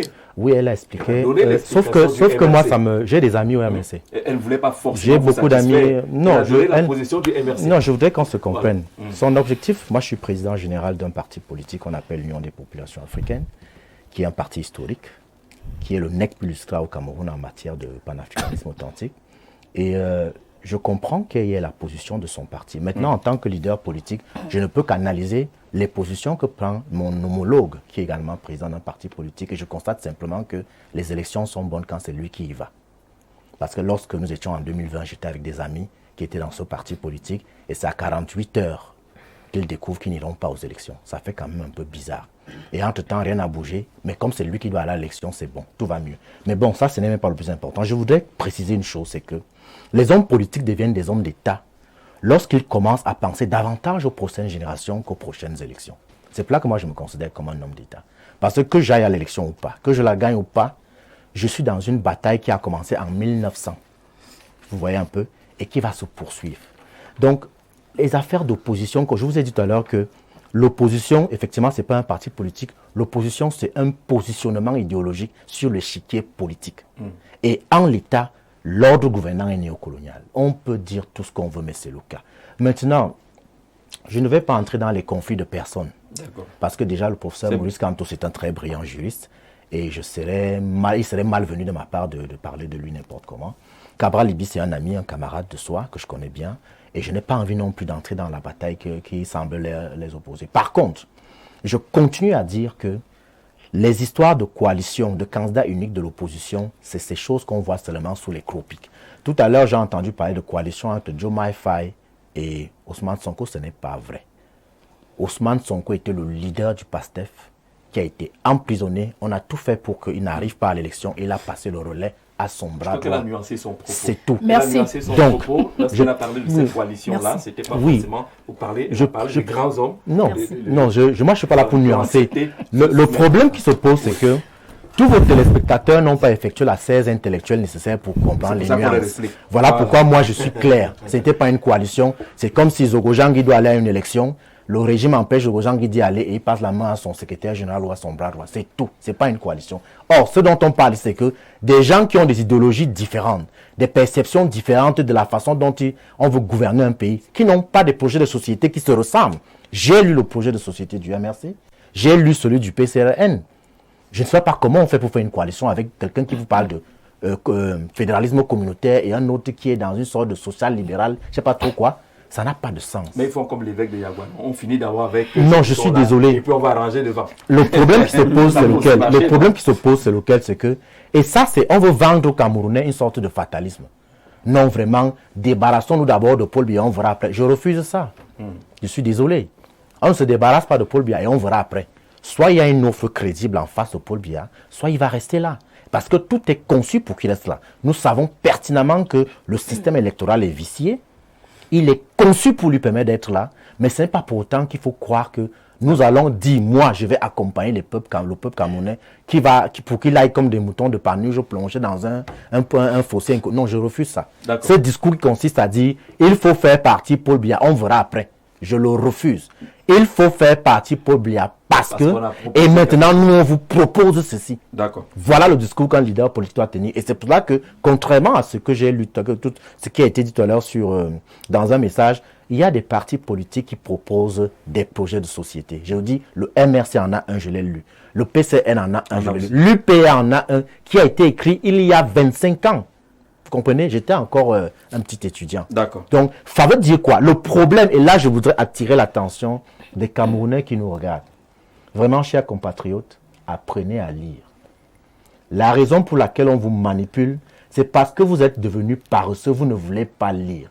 Le code électoral, si, est disponible partout. Vous ne l'avez pas lu. Raison pour laquelle j'ai entendu un truc pour sortir. Vous vous souvenez que lorsque le président de la République est sorti, était hors du Cameroun dernièrement, il y a sur la toile des gens qui ont dit qu'il y aurait une disposition constitutionnelle qui disposerait que s'il fait 45 jours dehors, il y a vacances. Ce n'est écrit nulle part dans la Constitution. Mais curieusement, les Camerounais ont d'abord adhéré à ça. Oui. Parce qu'ils ne lisent pas. Alors je dis aux populations camerounaises, il faut réapprendre à aimer la lecture. Parce qu'en réalité, quand on veut vous cacher quelque chose, on se contente de l'écrire. Alors, je vous donne rapidement lecture de ce communiqué radio-presse avant de passer au thème sur la présidentielle 2025. Et les CAM, joue-t-il Franck Jeu? La société Avanti Cameroun SAS, promotrice de la marque de riz Big Joe, invite la presse nationale et internationale à une conférence de presse ce vendredi, c'est demain, 31 janvier 2025, à 14h à l'hôtel Starland, au quartier Bastos à Yaoundé. Cette rencontre avec les médias fait suite à une campagne de désinformation et de sabotage orchestrée par quelques médias depuis le lancement de la vente promotionnelle de ce produit de grande consommation. Le promoteur compte sur la présence massive des professionnels des médias pour mieux éclairer la lanterne des consommateurs. C'est demain à 14h. Cette conférence de presse annoncée par la société Avanti Cameroun SAS impliquée dans la distribution de ce riz qui se vend à 15 000 francs le sac de 50 kg pour réagir par rapport à tout ce qu'on a entendu et lu sur la qualité de ce riz-là. Monsieur la présidentielle est donc très proche. Nous y allons. Nous sommes déjà dans l'esprit de cette présidentielle. Et l'élection de Cameroun est criblée de balles depuis un certain temps. Le MRC, on a vu Abdourahmane Baba, qu'on aura demain comme invité à vous la parole à partir de 21h demain vendredi pour qu'il nous dise justement son implication dans la politique. Parfait Mvoum et autres ont écrit à Elections Cameroun pour demander que des modifications soient apportées et notamment qu'on puisse avoir la publication de cette fameuse liste électorale nationale. On a le code électoral en main. De quoi s'agit-il lorsqu'on aborde la question de liste nationale? Merci, Monsieur Jean-Jacques Zé. Vous verrez que ceux qui ont cru que j'étais passionné, ils me verront bien passionné cette fois-ci parce que c'est le domaine que j'affectionne, oui, beaucoup plus. Alors, l'inscription rentre dans ce qu'on appelle la révision annuelle des listes électorales. Ça, c'est l'article 74 du Code électoral qui l'encadre bien. Cette révision, comme vous le savez, commence chaque année à partir du 1er janvier et s'achève le 31 août. Mais, comme vous savez que le 1er janvier est toujours un jour férié au Cameroun, vous verrez pourquoi Elections Cameroun ouvre parfois les antennes communales aux électeurs le 2 janvier. Et cela est suivi par un lancement officiel. Cette année, ça a été fait du côté de Mbankomo, sous la houlette de monsieur le directeur général des élections, le docteur Eric Soucé. Maintenant, pour 2025, nous sommes en année électorale. Vous savez que la loi a prévu qu'une fois que le corps électoral est convoqué, les inscriptions sont clôturées. Donc, c'est pour ça que les Camerounais doivent se précipiter pour essayer de densifier le fichier électoral national. Maintenant, vous nous avez posé une question. Elections Cameroun joue-t-il franc jeu? Et vous nous précisez qu'il y a une querelle sur la liste électorale nationale, sa publication. J'ai reçu ce matin les 3 lettres du président du conseil électoral venant d'Elections Cameroun, des sources sûres. 3 lettres qui sont adressées, la première au président du MRC, M. Maurice Kamto, la deuxième à M. Aloïs Parfait Mvoum, du Forum républicain, la troisième au citoyen électeur Abdourahmane Amadou Baba. Rien que sur la forme, en m'intéressant à ces lettres, vous verrez que là, le président du conseil électoral s'adresse à un leader de parti politique ou à 2 leaders de parti politique. Il s'adresse surtout à un électeur. Pourquoi il s'adresse à un électeur? C'est parce que le processus électoral au Cameroun est inclusif. Il est inclusif. Et c'est la loi électorale qui le dit. Lorsqu'il y a eu révision des listes électorales et qu'il y a des omissions ou des réclamations à faire, vous pouvez vous adresser d'abord à la commission des révisions mixtes des listes électorales. Vous avez cette possibilité au niveau des antennes communales. Vous avez la commission de supervision au niveau du département. Et vous avez le dernier niveau qui est le conseil électoral. Ces 3 personnalités donc ont appliqué simplement et respecté à la lettre la loi en saisissant le président du conseil électoral. Pourquoi? Cela part d'un fait. Depuis le 30 décembre 2024, le directeur général des élections, le docteur Eric Soucé, a rendu public un communiqué. Le communiqué démontrait les statistiques désagrégées. Qu'est-ce que j'entends par statistiques désagrégées? Il s'agit de la répartition des statistiques en fonction des catégories. Et vous savez que les premiers qui passent leur temps sur Facebook et WhatsApp étaient ceux qui n'avaient pas bien lu et bien compris ce qu'on appelait statistiques désagrégées. Ils ont dit que le chiffre de 7 845 622 électeurs, que dans leur calculatrice politicienne qu'ils avaient en main, ils n'arrivaient pas à calculer que quand vous mettez homme plus femme, c'est-à-dire dans les femmes, il y a les personnes handicapées et dans les jeunes, il y a toujours les femmes et les hommes qui sont jeunes en même temps. Ils n'ont pas compris cela. Passons. C'est le code électoral qui prévoit la publication des statistiques désagrégées là où les gens attendent de voir une liste électorale? D'accord, je vous réponds tout de suite. Oui. Allons dans la loi électorale, article 80. La loi électorale dit que sur la base des documents qui viennent des régions et autres, le directeur général des élections établit et rend publique la liste électorale nationale au plus tard le 30 décembre de chaque année. Oui. Qu'est-ce que le directeur général des élections fait dans son communiqué du 30 décembre 2024? Et d'ailleurs, il le fait chaque année. Hein. Je suis étonné qu'en 2025, les gens se réveillent brusquement comme s'ils étaient dans une léthargie. Alors qu'ils sont... Voilà, maintenant, tout à fait, monsieur Z, je suis donc venu pour aider vos téléspectateurs et pour enrichir. Article 80 de la loi électorale. 80. Le directeur général établit et rend publique la liste électorale nationale. Oui. Qu'est-ce que le directeur général des élections a fait le 30 décembre? Il publie un communiqué. Si vous avez votre moteur de recherche, monsieur Z, et ceux qui l'ont à la maison, Google, tapez le verbe rendre public. Rendre public veut dire mettre une information à la disposition d'un public. Oui. L'information que le directeur général des élections vous donne, vous les électeurs et les Camerounais, c'est que nous, on a fini la révision de 2024. Voici les statistiques. Comme vous ne pouvez pas les avoir, comme c'est nous qui tenons le fichier électoral. D'ailleurs, la loi le dit clairement que celui qui tient le fichier électoral, c'est le directeur général des élections. Comme vous ne pouvez pas avoir accès à ce fichier électoral-là, nous vous disons que les listes électorales, je dis bien les listes électorales, sont disponibles dans les antennes communales. Il y en a 360 par commune, ça fait donc une antenne communale. Les listes électorales sont également disponibles au niveau de la diaspora, au niveau des points focaux Elections Cameroun dans les représentations diplomatiques. Vous devez donc aller les consulter. C'est une invite du directeur général. Ça répond à quoi? Ceux qui demandent donc pourquoi il n'a pas respecté l'article 80. Pourquoi il n'a pas publié? Il n'a pas publié la liste. La liste nationale. La réponse, tout à fait. De la disposition je vous réponds, monsieur Z. Oui. Lorsqu'il a mis les statistiques désagrégées à l'endroit du public que nous sommes et de l'opinion, la réponse à votre interrogation se trouve à l'article 70.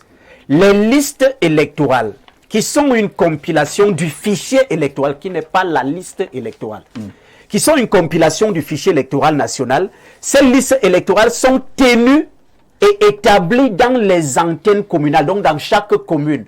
Pourquoi vous verrez plus loin que dans la même loi électorale, on vous dit que peuvent s'inscrire sur les listes électorales les citoyens résidant dans la commune, monsieur Z. On va se résumer. Tout à fait. L'article 80 dit quoi?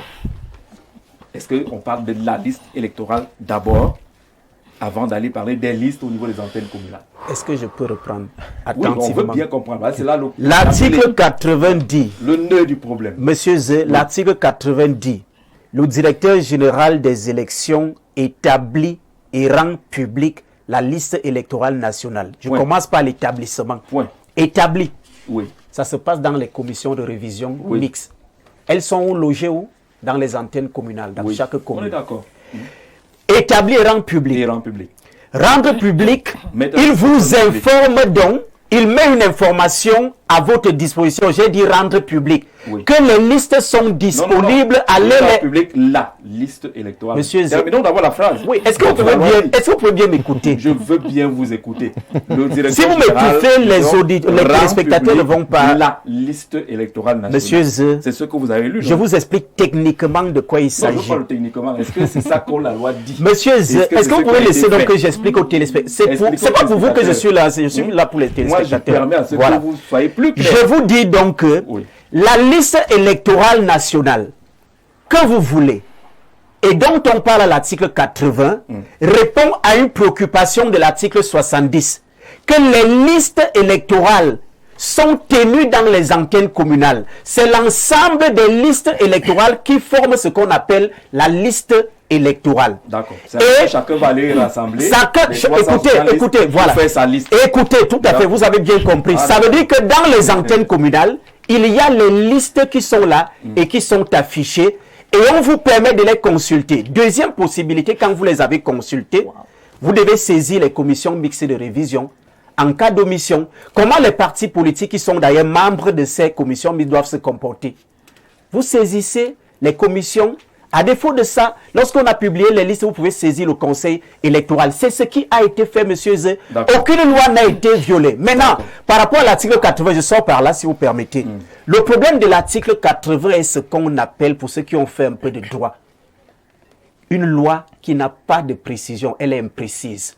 Lorsqu'on dit qu'on veut rendre public une liste électorale, la loi électorale ne vous a pas défini par quelle manière vous allez rendre public, mais le directeur général a choisi son option, le directeur général des élections, c'est-à-dire qu'on respecte l'article 70, les listes restent dans les antennes communales et vous les consultez, tandis que nous, à la direction générale, nous tenons ce qu'on appelle le fichier que nous toilettons, parce que l'opération de toilettage, qu'il faut bien expliquer en quelques secondes, selon l'article 76 de la loi électorale, non, ça souffre de rien là. Tout à fait, consiste donc à nettoyer ceux qui se sont inscrits 2 fois. Comme vous avez vu les châtaignes partout là où on amenait des gens, on les inscrivait pour laisser croire qu'il y a un engouement, alors que les Camerounais se sont inscrits 2 ou 3 fois et on les a enlevés. Vous avez répondu techniquement. Alors, le directeur général ou le président du conseil électoral répond par exemple, mais vous allez réagir tout à l'heure, vous avez également le même code électoral sous les yeux, pour répondre par exemple à Parfait Voum, et il dit: Monsieur le Président, j'ai l'honneur d'accuser réception de votre lettre d'objet subventionnée concernant la révision des listes électorales pour l'exercice 2024 et de prendre acte de vos observations. Y faisant suite, je vous confirme que le processus d'actualisation et de sécurisation du site Internet officiel d'Elections Cameroun, récemment piraté et endommagé, est sur le point d'aboutir. Il dit ceci: il permettra, comme le souhaite l'ensemble des acteurs, une consultation plus aisée en ligne des données sécurisées relatives à chaque électeur. D'autres remarques dignes d'intérêt relevant de nos attributions feront l'objet de délibération du Conseil électoral. Nous pourrons, le moment venu, faire un point sur les différentes problématiques abordées.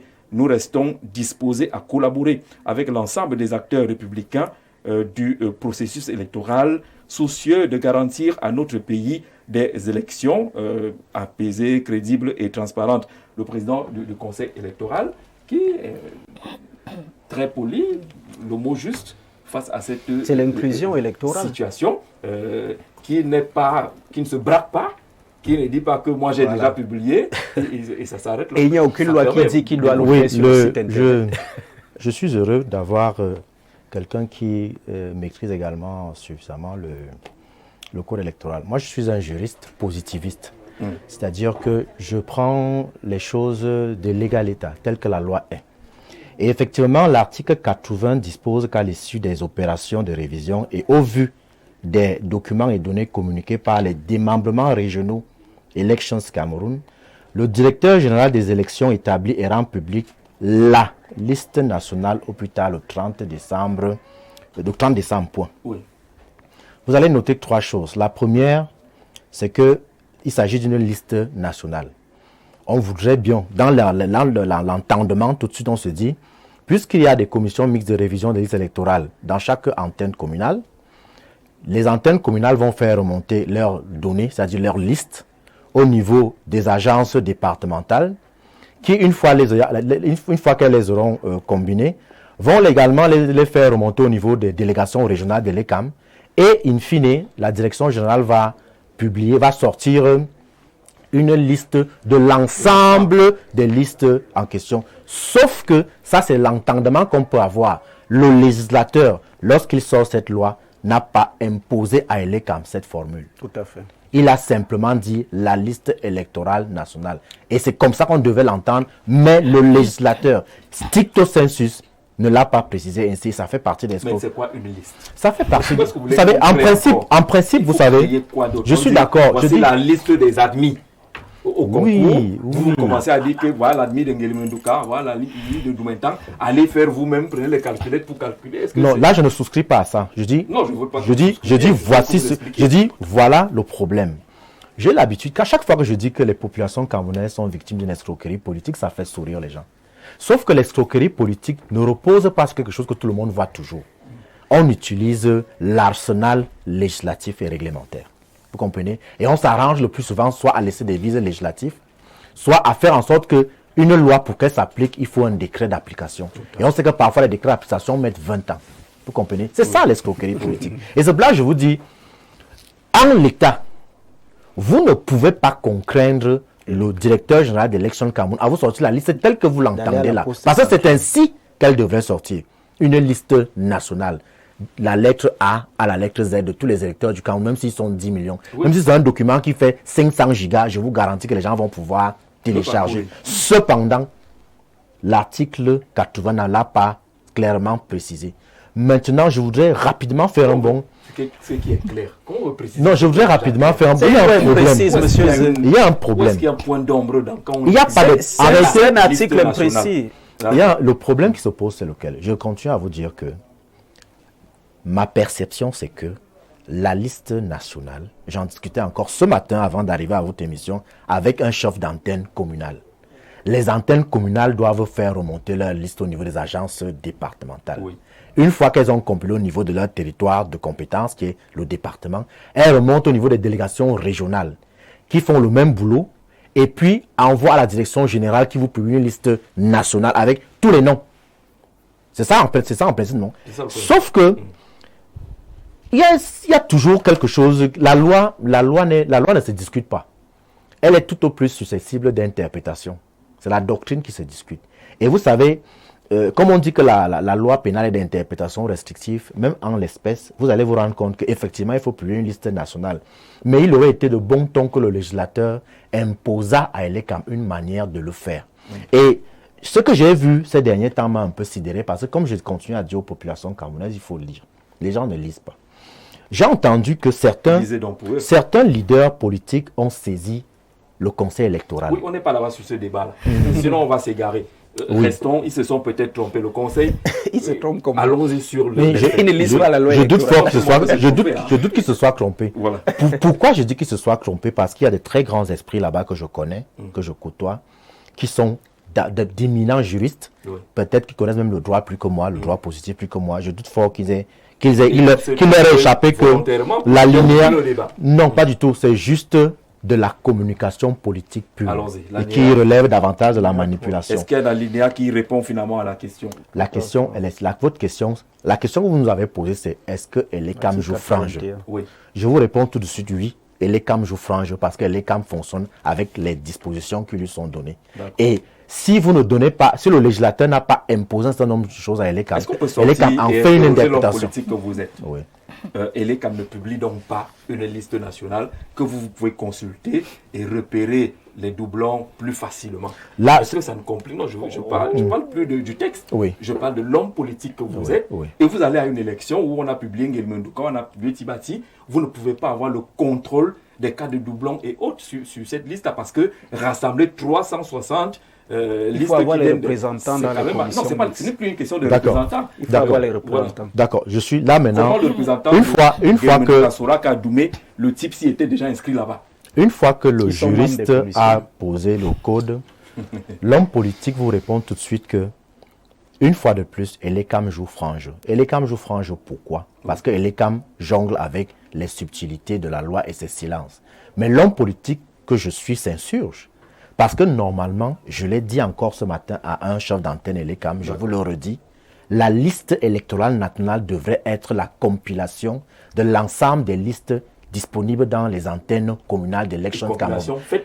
Une compilation faite par... Non, et je réfute tout de suite l'argument suivant laquelle chaque parti politique devrait avoir un représentant quelque part. Ce n'est pas normal. Parce qu'à un moment donné, il faut qu'on arrête aussi de danser, de courir dans la tête des Camerounais. Mais c'est la loi qui l'a prévu. Attendez. Comment on constitue les commissions? La loi l'a prévu. Il faut respecter la loi. Attendez, je voudrais qu'on se comprenne bien. Est-ce que parce que quelqu'un n'a pas un représentant dans une commission mixte, cela signifie que les électeurs de cette commune ne vont pas voter? Non, cela signifie qu'ils ne participent pas au processus. Non, il participe avec les moyens qu'il a. Il faut qu'on arrête de donner l'impression aux gens.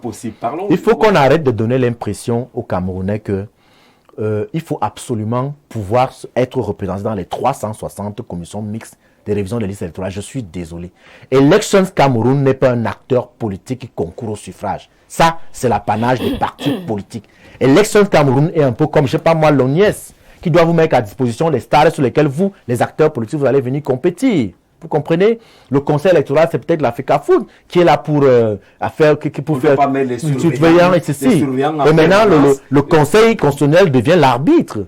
Donc, vous ne pouvez pas demander aux joueurs je suis désolé. Sinon, les équipes qui ont des gros moyens, comme le Barça, par exemple, on irait à l'élection, on dirait que si vous n'avez pas les moyens du Barça, vous ne pouvez pas participer à une Champions League. Je suis désolé. Vous pouvez voir une équipe qui a un budget de 10 milliards de francs être battue par une équipe qui n'a que 10 millions de budget. Il faut que Elections Cameroun fasse son travail. Imaginons qu'une commission électorale n'a aucun parti politique. Une commission mixte de révision n'a aucun parti politique. C'est-à-dire que, prenons vraiment ce cas-là. Il n'y a aucun parti politique qui a réussi à envoyer un représentant. Bon, vous savez, la loi... Attendez.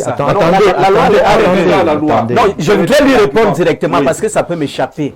La loi a prévu que lorsqu'un parti politique n'a pas de représentant dans une commission mixte, le responsable de la commission mixte, qui est le chef d'antenne communale, peut choisir un acteur de la société civile. Il prend un acteur de la société civile. Après avoir saisi au préalable le parti politique, sauf que là, ça ne résout pour lui pas dire que vous n'avez pas de représentant. En fait, ça ne répond pas à ma question, Jean-Jacques. La question, c'est de la crédibilité. Parce que vraiment, je voudrais que les choses soient claires. Est-ce que c'est la surveillance, monsieur Zé? C'est la loi qui a prévu la surveillance. Pourquoi c'est la surveillance? Un parti politique doit être sur le plan national. Attendez. C'est un peu comme il y a une véritable hérésie démocratique que j'entends chez nous. Surveiller son vote. En principe, on ne surveille pas son vote. Elections Cameroun a vocation à être une institution indépendante, autonome, qui a reçu pour mission d'organiser les élections dans les meilleures conditions possibles, en donnant les mêmes chances à tous les candidats. On est d'accord? C'est-à-dire que lorsque on va à l'élection présidentielle, si quelqu'un n'a pas un représentant dans la commission mixte ou dans le bureau de vote, est-ce pour autant que ces bulletins de vote ne vont pas être déposés là-bas? Des gens iront voter pour lui, non? Pourquoi voulez-vous qu'il y ait quelqu'un là qui surveille le vote? Les élections doivent être libres, transparence. Non, ça veut dire que Elections Cameroun n'est pas un organe crédible. S'il a besoin d'être surveillé, l'éducation d'un enfant consiste en quoi? Vous savez que vous avez réussi l'éducation de votre enfant lorsqu'il fait ce que vous lui avez, demandé de faire, ou qu'il s'abstient de faire ce que vous lui avez interdit de faire quand vous n'êtes pas là. Maître, vous êtes juriste. Est-ce que la loi dit que les partis politiques surveillent comme dans les commissions mixtes? Les partis politiques participent sur cette question comme acteurs du processus électoral. De cette liste nationale ou pas. Je pense que plusieurs partis politiques de l'opposition aujourd'hui ont saisi le Conseil électoral des Elections Cameroun pour revendiquer cette publication-là. La loi a-t-elle des limites comme on l'entend ici? Je pense que ce serait davantage les hommes qui pourraient avoir certaines limites, mais pas forcément la loi. En tout cas, et le pas fameux celle... article 80. Exactement, pas la loi que moi j'ai devant moi. Quand je regarde l'article 70, dont M. Annaba a évoqué ici tout à l'heure, je vais lire pour vos téléspectateurs. Article 70. Avant ça, il y a une mention qui nous sommes sur l'article 70, vous êtes prie. déjà dans avant ça. Oh là là. C'est quoi le titre Tout à fait, je suis justement au niveau du titre qui précède l'article. Parce que c'est très important pour localiser. Vous voulez qu'elle démontre autre chose? Je peux comprendre sa surexcitation. Allez-y, je vous en prie. Le titre dit chapitre 3 des listes électorales, section 1. De l'établissement des listes électorales. Voyez-vous? Et là, on parle de l'article 110 qui dit, je cite, « Les listes électorales sont établies et tenues au niveau de chaque commune. Une liste électorale est également établie pour chaque bureau de vote. » L'établissement des listes électorales. Allons-y au niveau de l'article 80. Le titre qui chapeaute l'article 80. Section 2. Le titre. De la révision annuelle des listes électorales. Il y a déjà une nuance importante. Laquelle? Entre l'établissement des listes et la révision des listes. C'est très important de le noter. Bien.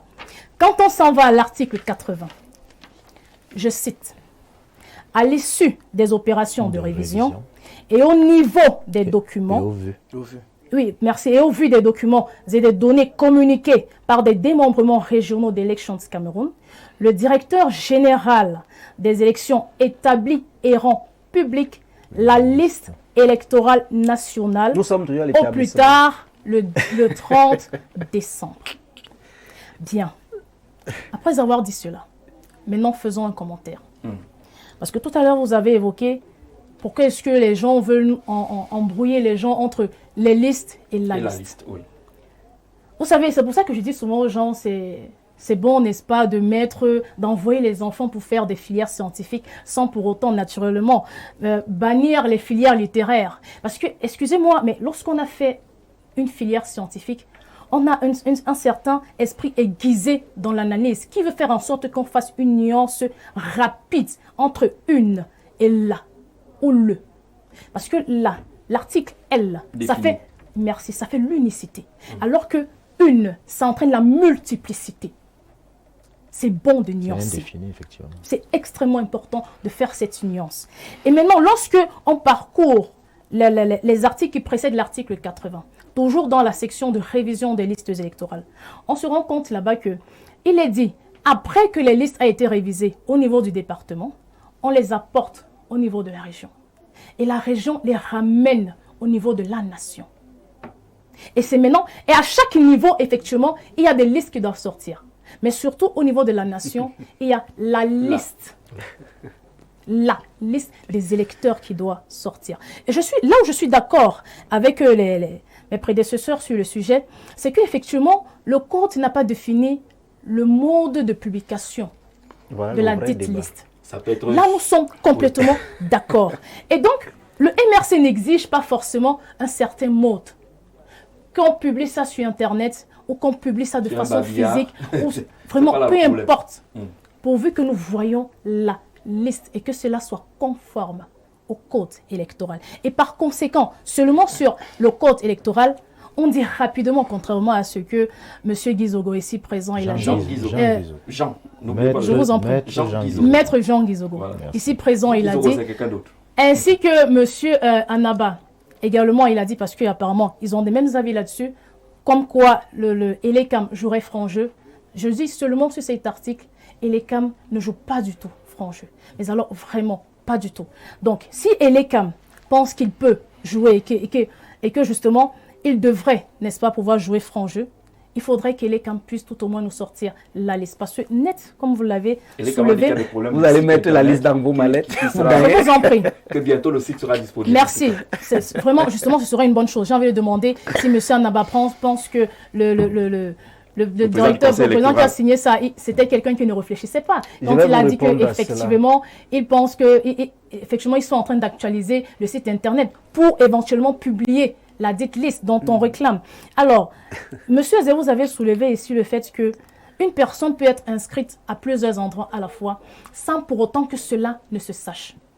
Et c'est l'importance de la publication de la liste. Parce que contrairement à la compréhension de M. Anaba, qui veut faire croire que si les partis politiques sont représentés un peu de partout, ça va faire en sorte que, bon, ok, on va prendre là-bas et puis on pourra rapidement détecter un doublon. Non. Non, c'est au toilettage que ça se fait, madame. Le toilettage ne se fait pas dans les antennes communales. C'est nettement loin d'être évident. Il est important qu'on publie la liste pour qu'on puisse rapidement repérer les différents doublons et qu'on sache que oui, ici à tel endroit, il y a tel nombre de personnes. Ici à tel endroit, c'est comme ça se passe. Donc la liste électorale est strictement et extrêmement importante. Nous attendons Elecam à ce niveau. D'accord. Farel, le Conseil électoral dit « Je vous confirme que le processus d'actualisation et de sécurisation du site Internet officiel d'Elections Cameroun récemment piraté et endommagé, est sur le point d'aboutir. Il permettra, comme le souhaite l'ensemble des acteurs, une consultation plus aisée en ligne des données sécurisées relatives à chaque électeur. J'ai l'impression que Elecam n'a pas rejeté les appels faits par ces partis politiques-là pour qu'une liste nationale soit publiée, mais on vous dit quand même que vous aurez la possibilité de consulter cela de façon plus aisée une fois que notre site Internet sera disponible. Jean-Jacques, je voudrais d'abord reconnaître ici que Elecam ne communique pas. Elecam ne communique pas. Il a fallu que les partis politiques saisissent le Conseil électoral pour qu'on comprenne que le site d'Elecam a été piraté. et que a été endommagé. Non, ça c'est officiel, hein, c'est connu. C'est depuis pratiquement 2 ans. Une communication officielle. Autre chose. Depuis 2 ans? Non, ça a été fait, Farel. Ça a été fait depuis des années que le site Elecam avait été piraté. Ils ont communiqué. Alors, vous comprenez bien. J'aurais bien. Peut-être comme Farel ne couvre pas les événements de l'Elecam ou comme il ne suit pas l'Elecam. Non, ça a été fait. Comment comprendre qu'un organe comme l'Elecam puisse prendre combien d'années? Vous dites 2 ans. 2 ans. J'imagine, ça fait des années même, ça fait plus de 2 ans. Ça a été plus de 2 ans. Il y a eu une forte communication dessus. Vous vous enfoncez davantage. Non, je dis qu'il y a eu Farel Ateba.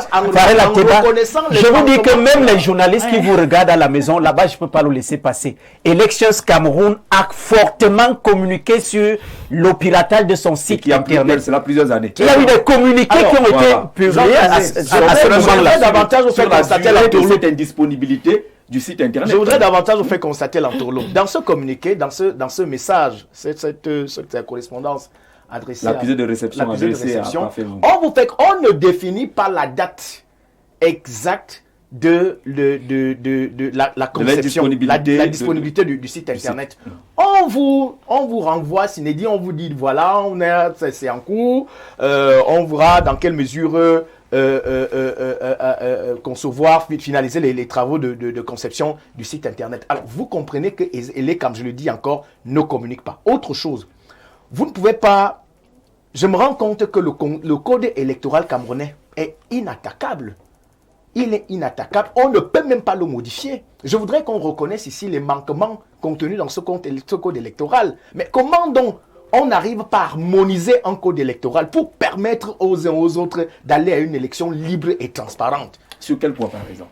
Il y a je crois qu'on a lu tout à l'heure. La disposition de ce code permet une élection transparente. La dame a eu à nous présenter des manquements tout à l'heure par rapport à la liste et les listes. Et je crois que c'est à ce niveau que se pose le problème. C'est-à-dire qu'on n'arrive pas à harmoniser le code électoral de manière à ce que chacun puisse se reconnaître en ce code électoral-là. Vous comprenez? Autre chose, on se rend compte aujourd'hui que même si vous attaquez l'opération de publication de la liste électorale, vous n'aurez pas une réponse satisfaisante. Regardez la réponse qu'on a à tous les présidents de partis politiques. Aucune réponse positive, c'est-à-dire qu'on donne une réponse qui va dans tous les sens. Mais finalement, c'est possible, de vous dire que vous vraiment attendez que le site soit disponible, vous pourrez de façon plus aisée consulter ça. Le site sera disponible quand? À quel moment? Donc c'est une manière de dire aux Camerounais que bon, faites comme vous voulez, on a déjà fait pour nous. Alors j'ai même lui dire que le président du MRC avait saisi le Conseil constitutionnel et le Conseil s'était déclaré incompétent de statuer. Alors finalement on va attaquer Elecam où? On va s'adresser à qui? Comment est-ce qu'on va faire pour que... Parce que le code électoral en question n'est pas seulement pour les partis politiques. Ce code ne permet pas aux Camerounais qui nous regardent là de suivre son vote. De savoir que lorsqu'il met son bulletin dans l'urne, sa voix sera comptée. On a dit tout à l'heure que les commissions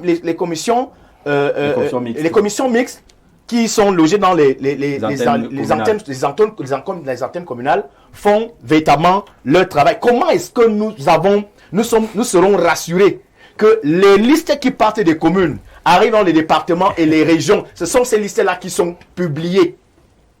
Pourquoi ne nous présente pas clairement le processus? Donc j'estime que Elecam, et vous dites que vous avez posé la question si Elecam joue son jeu. J'ai dit oui. Franc jeu. Oui, mais franc jeu. Elecam joue son franc jeu. Pourquoi? Parce que Elecam est en train d'exécuter la mission qui lui a été assignée. Parce que dire qu'Elecam joue franc jeu, c'est reconnaître qu'à un moment donné, ils ont failli. C'est reconnaître qu'il y a des manquements dans cette loi. Elecam ne peut pas le faire. C'est quand même l'histoire des empreintes, non? Oui, bien sûr. Voilà. Et Elecam l'a fait. Bon. A abordé la question. Après combien de temps? Ils ont réintégré. Après combien de temps? Ils ont réintégré. La question a été abordée. Donc, après combien de temps? Voilà l'élection présidentielle qui arrive dans quelques mois. Montre quand même que Elecam n'est pas fermé. Elecam écoute, reçoit, répond et prend des initiatives. Je vous dis que M. Zé en fait, le peuple est pris au piège à ce niveau. Le peuple est pris au piège. Mais moi, je voudrais, c'est à ce niveau que j'interpelle les leaders des partis politiques et je salue, n'est-ce pas, la posture de M. Jean-Guy Zogo qui a parlé en tant que président de parti politique en disant, attention, faisons attention, il faut permettre à chacun, y compris le Camerounais qui nous regarde là, de pouvoir, n'est-ce pas, participer au processus électoral. Parce qu'en réalité, ce qui se passe au Cameroun est inacceptable. C'est-à-dire que on vous donne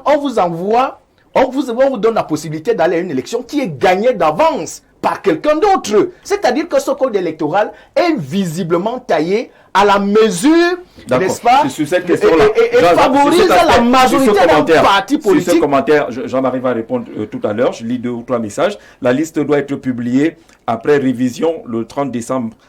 Or, nous sommes le 30 janvier. La méthode de publication reste à l'initiative de l'ECAM. C'est la filouterie électorale que l'ECAM est en train de télécharger. Est-ce que l'ECAM n'applique pas strictement ce qui est dit dans le code électoral? Bonsoir, le grand soir. Je pense que l'opposition n'est pas prête au Cameroun pour remporter les élections. Le président fera une passe, comme il a pris le pouvoir Two-Face de Kribi. Merci d'envoyer ton message Two-Face.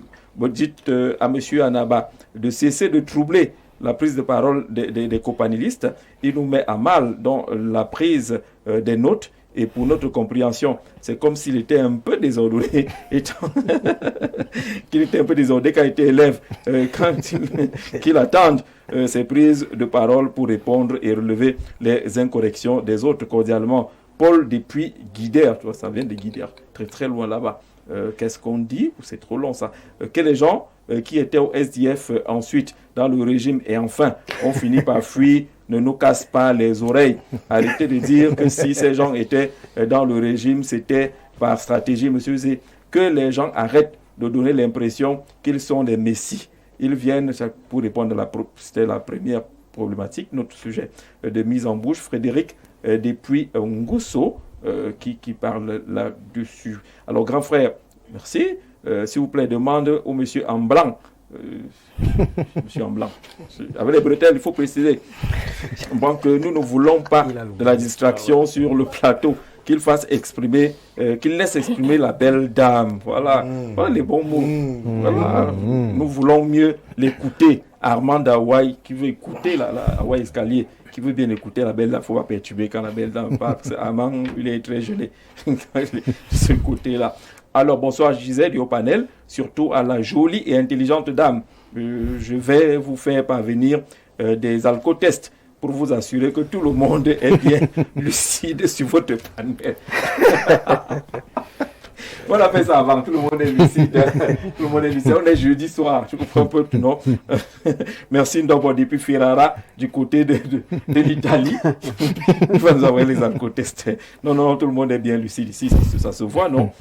Alors, sur cette question, je ne sais pas si les propos de Farrell restent dans le code électoral, où il est dans un commentaire pour dire que la loi électorale semble être taillée à la mesure de ceux qui sont là, que c'est fait à dessein pour qu'eux gagnent toujours. Alors, je n'avais pas l'intention de troubler la jolie dame, pour reprendre le qualificatif de vos téléspectateurs. C'est juste que, vous savez, quand vous prenez votre temps à suivre les questions électorales, comme moi je le fais au quotidien, j'ai du mal que des gens interprètent mal la loi. Et c'est pour ça que moi je marche avec ce code électoral. Heureusement que la loi est d'interprétation. Oui. Donc vraiment j'ai du mal que cette loi soit interprétée ainsi. Et heureusement que le juriste était là pour venir reconnaître, parce que lui au moins s'il est juriste, il vous a dit que l'article 80 a un problème d'imprécision ou de silence. C'est ça le vrai problème. Et ça appelle à la modification du code électoral. Maintenant, je voudrais qu'on retienne ce soir qu'Élections Cameroun joue franc jeu. Pourquoi? Je vous l'ai dit que le processus électoral camerounais est inclusif dès la base. Je prends un exemple, c'est article 11 alinéa 2 de la loi électorale. Le Conseil électoral tient régulièrement des concertations avec les acteurs du processus électoral, à savoir l'administration, les partis politiques, la justice et éventuellement la société civile. Et désormais, il y a les médias. Je peux vous dire que pour avoir démontré que je m'intéresse aux questions électorales, je suis membre d'une plateforme de concertation permanente et d'Élections Cameroun. que ce soit au niveau régional, que ce soit au niveau national. Pourquoi? Et j'ai fait un constat à la dernière concertation, parce qu'il y en a eu plusieurs ces derniers temps. Elections Cameroun adresse une invitation au MRC. Il boycotte l'invitation de l'Elections Cameroun. Est-ce que ça répond à notre question? Non, je vais vous dire parce que... Non, je vais vous expliquer. Monsieur Jean-Marie, si vous me stoppez à tout moment, je n'aurai pas la possibilité d'expliquer. Pour qu'on reste dans le sujet. Je suis dans le sujet. Sont venus ou pas, est-ce que ça modifie ce Je suis dans le sujet. Vous savez pourquoi je prends cet exemple? Allez-y. C'est parce que j'ai commencé dans mon argumentaire en vous démontrant que le processus électoral est inclusif. C'est-à-dire que nos Elections Cameroun ouvrent ses portes aux acteurs du processus électoral pour qu'ils participent même au niveau des concertations, mais des gens les boycottent. Les absents ont tort. C'est ce que je voulais préciser. Oui, maintenant, autre chose. Je vous renvoie à la loi électorale. Quand des gens disent que c'est la surveillance qu'on doit faire en envoyant des représentants, alors que c'est toujours la loi qui l'a prévu. C'est-à-dire que... La loi a prévu la surveillance. Voilà, la loi a prévu ce qu'ils appellent donc la surveillance. Oui. Et il faut donc respecter la loi. Je prends un exemple simple. Quand des gens se plaignent qui ne savent pas comment la révision se fait, le toilettage et autres, ils n'ont pas accès au truc de l'ECAM. Voici l'article 77 de la loi électorale, monsieur Z. Sur le processus. Sur le processus. Les inscriptions, radiations et modifications des listes électorales sont effectuées sur des registres et des fiches fournies à cet effet par Elections Cameroun. L'alinéa 2 vous dit, les registres en question sont tenus et conservés au niveau du démembrement communal de l'Elections Cameroun. Ils peuvent être consultés par tout intéressé. Donc, toutes les modifications qui sont faites là, les radiations et les gens qu'on enlève au niveau du toilettage, au premier niveau de toilettage pour les listes provisoires, parce que c'est ce qu'il faut aussi dire aux téléspectateurs, qu'il y a les listes provisoires qu'on publie d'abord, avant de procéder au toilettage pour arriver à l'étape de la liste électorale nationale dont on parle. Donc, tout parti politique, tout électeur, tout intéressé par aller à l'antenne communale consulter les registres. Autre chose, monsieur Z, lorsque vous êtes membre d'une commission mixte de révision des listes électorales, moi je couvre ces activités régulièrement. Il y a un procès verbal à la fin des opérations de révision. Et tout le monde signe ce procès verbal. Si le MRC est membre d'une commission mixte à Yaoundé 4, lorsque les travaux de la commission sont achevés, ils signent le PV. Ça veut dire qu'ils reconnaissent que nous avons mis de côté tel, nous avons pris ceci, nous avons trouvé qu'il y avait tel nombre de décès. C'est ça qu'on compile, on envoie au niveau de la direction générale des élections pour avoir finalement le dernier niveau de toilettage. Le dernier niveau de toilettage qui nous amène donc à avoir les listes que nous avons dans les antennes communales. Maintenant, et le dernier point, c'est la liste électorale. Oui, on a déjà dépassé ce débat et on s'est compris. Maintenant, vous aviez une question. On est dans le processus, ça s'arrête en route. Vous aviez une question. Vous aviez une question sur les correspondances du président par rapport au niveau où il parle de l'actualisation du site internet. Monsieur Z, il y a un jury sur ce plateau. Aucune disposition de la loi électorale n'impose à Elections Cameroun de publier la liste sur le site internet. Ce que le président a fait. Que Cam choisisse son mode pour rendre public la liste nationale. On exige la liste, pas la façon de rendre public. C'est un message. Ce que le président, j'étais en train de vouloir dire que ce que le président du Conseil électoral fait dans ses correspondances, c'est de tendre les mains à la classe politique, aux acteurs du processus électoral, leur tendre la main en leur disant oui, nous jouons franc jeu. Comme vous dites qu'on doit publier la liste, alors que nous on fait notre travail depuis des années, ça ne dérange personne, ça n'empêche pas que tel soit deuxième à une élection présidentielle ou que tel gagne les places de députés. Comme vous dites ou bien comme dit la loi. Mais est-ce que la loi a demandé que l'on...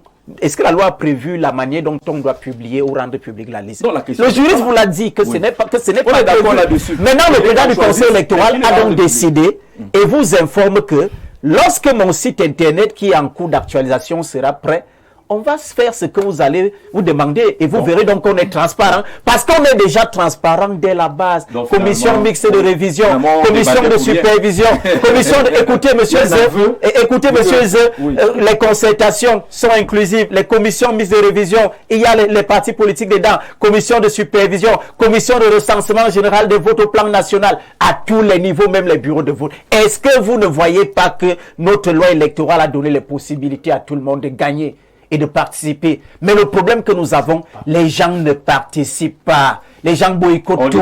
Même les commissions, ils boycottent. Alors on aura 1 minute chacun. Madame d'abord. Pour conclure, moi je dirais premièrement qu'il n'y a pas d'opposition entre les oppositions. Voilà, nous sommes, chacun travaille dans son couloir et puis c'est pour la nation. Ensuite, je dirais, n'est-ce pas, que il faudrait que Elections Cameroun puisse nous publier la liste électorale, peu importe le processus ou le mode de publication, que Elections Cameroun choisisse son mode de publication. Mais aussi, enfin, il faudrait que chaque Camerounais soit conscient de sa citoyenneté. La citoyenneté voudrait que nous puissions être inscrits sur les listes électorales, que nous allions voter, mais aussi, contrairement à ce que Maître Jean Guizogo ici a dit, il faudrait que nous puissions surveiller nos votes pour nous rassurer que ce que nous avons déposé dans l'une, c'est ce qui a été transcrit, c'est ce qui a été compté. Oui, Maître, on va sortir de finalement, on a répondu. Il y a franc jeu ou pas? On peut améliorer le jeu? Bon, là, c'est pas la même chose. Parce que franc jeu, on a ajouté un élément. Là, vous avez ajouté un élément. Moi, ce que je voudrais juste dire au directeur général des élections, c'est que il faut avoir le courage, même si la loi a laissé un certain vide, d'éviter de se mettre en porte-à-faux avec les électeurs. Je suis certain que les listes qui sont publiées au niveau des antennes communales d'élections de Cameroun ont des fichiers numériques qu'on imprime. Ces fichiers numériques doivent simplement être remontés au niveau des agences départementales. Là, on a une liste départementale. Les listes départementales sont remontées au niveau des délégations régionales. Là, on a 10 listes régionales. Et ça devient plus aisé de sortir une liste nationale. Je suis sûr que notre pays a des informaticiens qui peuvent nous permettre d'avoir une liste nationale avec les noms de toutes les personnes inscrites sur le fichier électoral. Ce serait même déjà une bonne chose parce que ça permettrait d'aider aussi au recensement de la population et peut-être ainsi d'inciter ceux dont le nom ne figure pas encore sur cette liste de faire le nécessaire avant la convocation du corps électoral pour y figurer. Je voudrais, au soir de mon intervention, dire également aux populations camerounaises, je le répète, il faut que les populations camerounaises réapprennent à lire. La liberté n'est jamais donnée, elle s'arrache. Et lorsque vous regardez ce qui se passe actuellement en République démocratique du Congo, ça a l'air très loin, mais en réalité, ça aura un impact sur notre pays. Nous sommes donc condamnés à reprendre et parachever la lutte pour la libération du Cameroun et de l'Afrique. Parce qu'en réalité, on a ce genre de débat aujourd'hui, opposition contre opposition, simplement pourquoi? Parce que l'ordre régnant est néocolonial et qu'en face, la seule opposition qui devrait exister, c'est l'opposition panafricanisme. Et malheureusement, elle est gangrenée par le fait qu'elle n'a pas les mêmes moyens financiers que certains. Et on s'est rendu compte qu'il y a des rapports incestueux entre ceux qui se prétendent de l'opposition et ceux qui sont du régime. C'est la raison pour laquelle les populations sont constamment manipulées. Tout ce que moi je leur dis, c'est que sortez des réseaux sociaux et recommencez à lire. D'accord. Parce que c'est dans le livre qu'on vous cache la vérité. Vous connaissez la vérité et elle vous affranchira. D'accord. On a lu quand même dans les chutes de ces différentes correspondances, pour votre minute, que l'ECAM annonce éventuellement d'autres concertations. Oui, il y a des concertations qui vont d'ailleurs se multiplier parce qu'on est en année électorale et vous savez qu'à côté de ça... Oui, il ne faut pas les boycotter, hein, Valérie Niek et les autres. Et maintenant, vous savez qu'il y aura désormais, dès que le corps électoral sera convoqué, les sessions de plein droit qui vont se tenir chaque 2 semaines. Maintenant, je sors par une chose en donnant une information. C'est une exclusivité pour vos téléspectateurs, je l'ai gardée pour la fin. J'étais l'ECAM hier. La Persolin, qui est l'imprimante des cartes électorales, a commencé à imprimer les cartes. Les cartes de la diaspora sont prêtes et elles ont été acheminées à la diaspora. Les cartes de l'Escrème ont commencé à être produites, les cartes d'une Fundi et les cartes de la région de l'Ouest. Donc dans les prochains jours, les Camerounais auront leurs cartes. Maintenant, autre chose, c'est qu'ils doivent aller retirer ces cartes-là. Parce que la machine qui est arrivée, elle produit 450 000 cartes par mois, à raison de 900 cartes par heure. C'est important de le retenir. La deuxième assurance par laquelle je sors est que, pour le problème des kits, Elections Cameroun commence la révision de 2025 avec pratiquement 1000 kits sur l'ensemble du territoire national.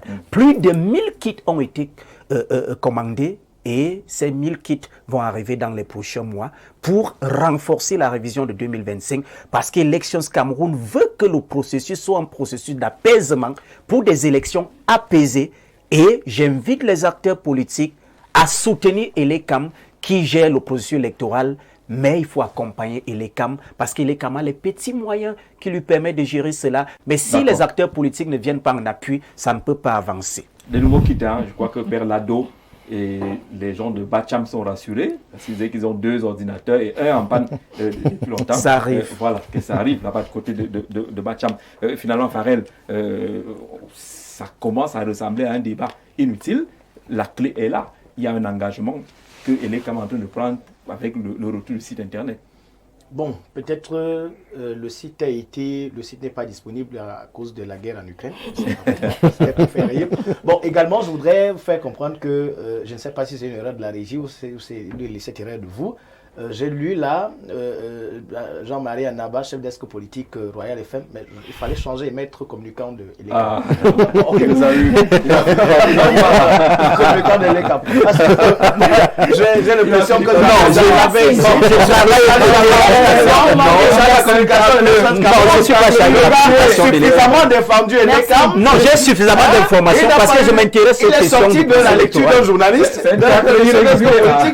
Non, je passe mon temps à travailler aux côtés de l'Elekam, donc c'est normal. Alors, je voudrais sortir en disant, interpellant la direction générale de l'élection du Cameroun, en disant que ça fait honte à l'État du Cameroun de savoir que l'organe électoral du Cameroun n'a pas de site internet et dire que le processus est en cours, je crois que ça démontre davantage les défaillances, les manquements de cet organe qui sont longtemps décriés par les partis politiques de l'opposition. Et je voudrais appeler les Camerounais à prendre désormais conscience. Parce que ce qui est en train de se passer là, il faut bien réfléchir. Lorsque quelqu'un se présente à vous comme président d'un parti politique, il sollicite vos suffrages, il faut bien réfléchir. Ce n'est pas parce que quelqu'un s'appelle Equalaze ou Atana que vous devez les lire. Il faut choisir l'offre qui convainc. D'accord, allez d'abord vous inscrire. Très rapidement, je rappelle ce communiqué. La société Avanti Cameroun SAS, promotrice de la marque de riz Big Joe, invite la presse nationale et internationale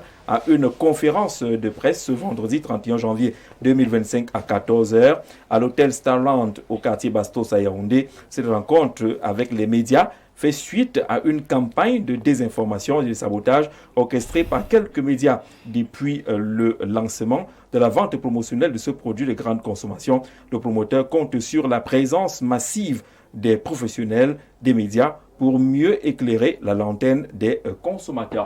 On dit merci, madame, messieurs, d'être venus. Merci à vous qui avez regardé à la maison. Prochain rendez-vous demain, 17h.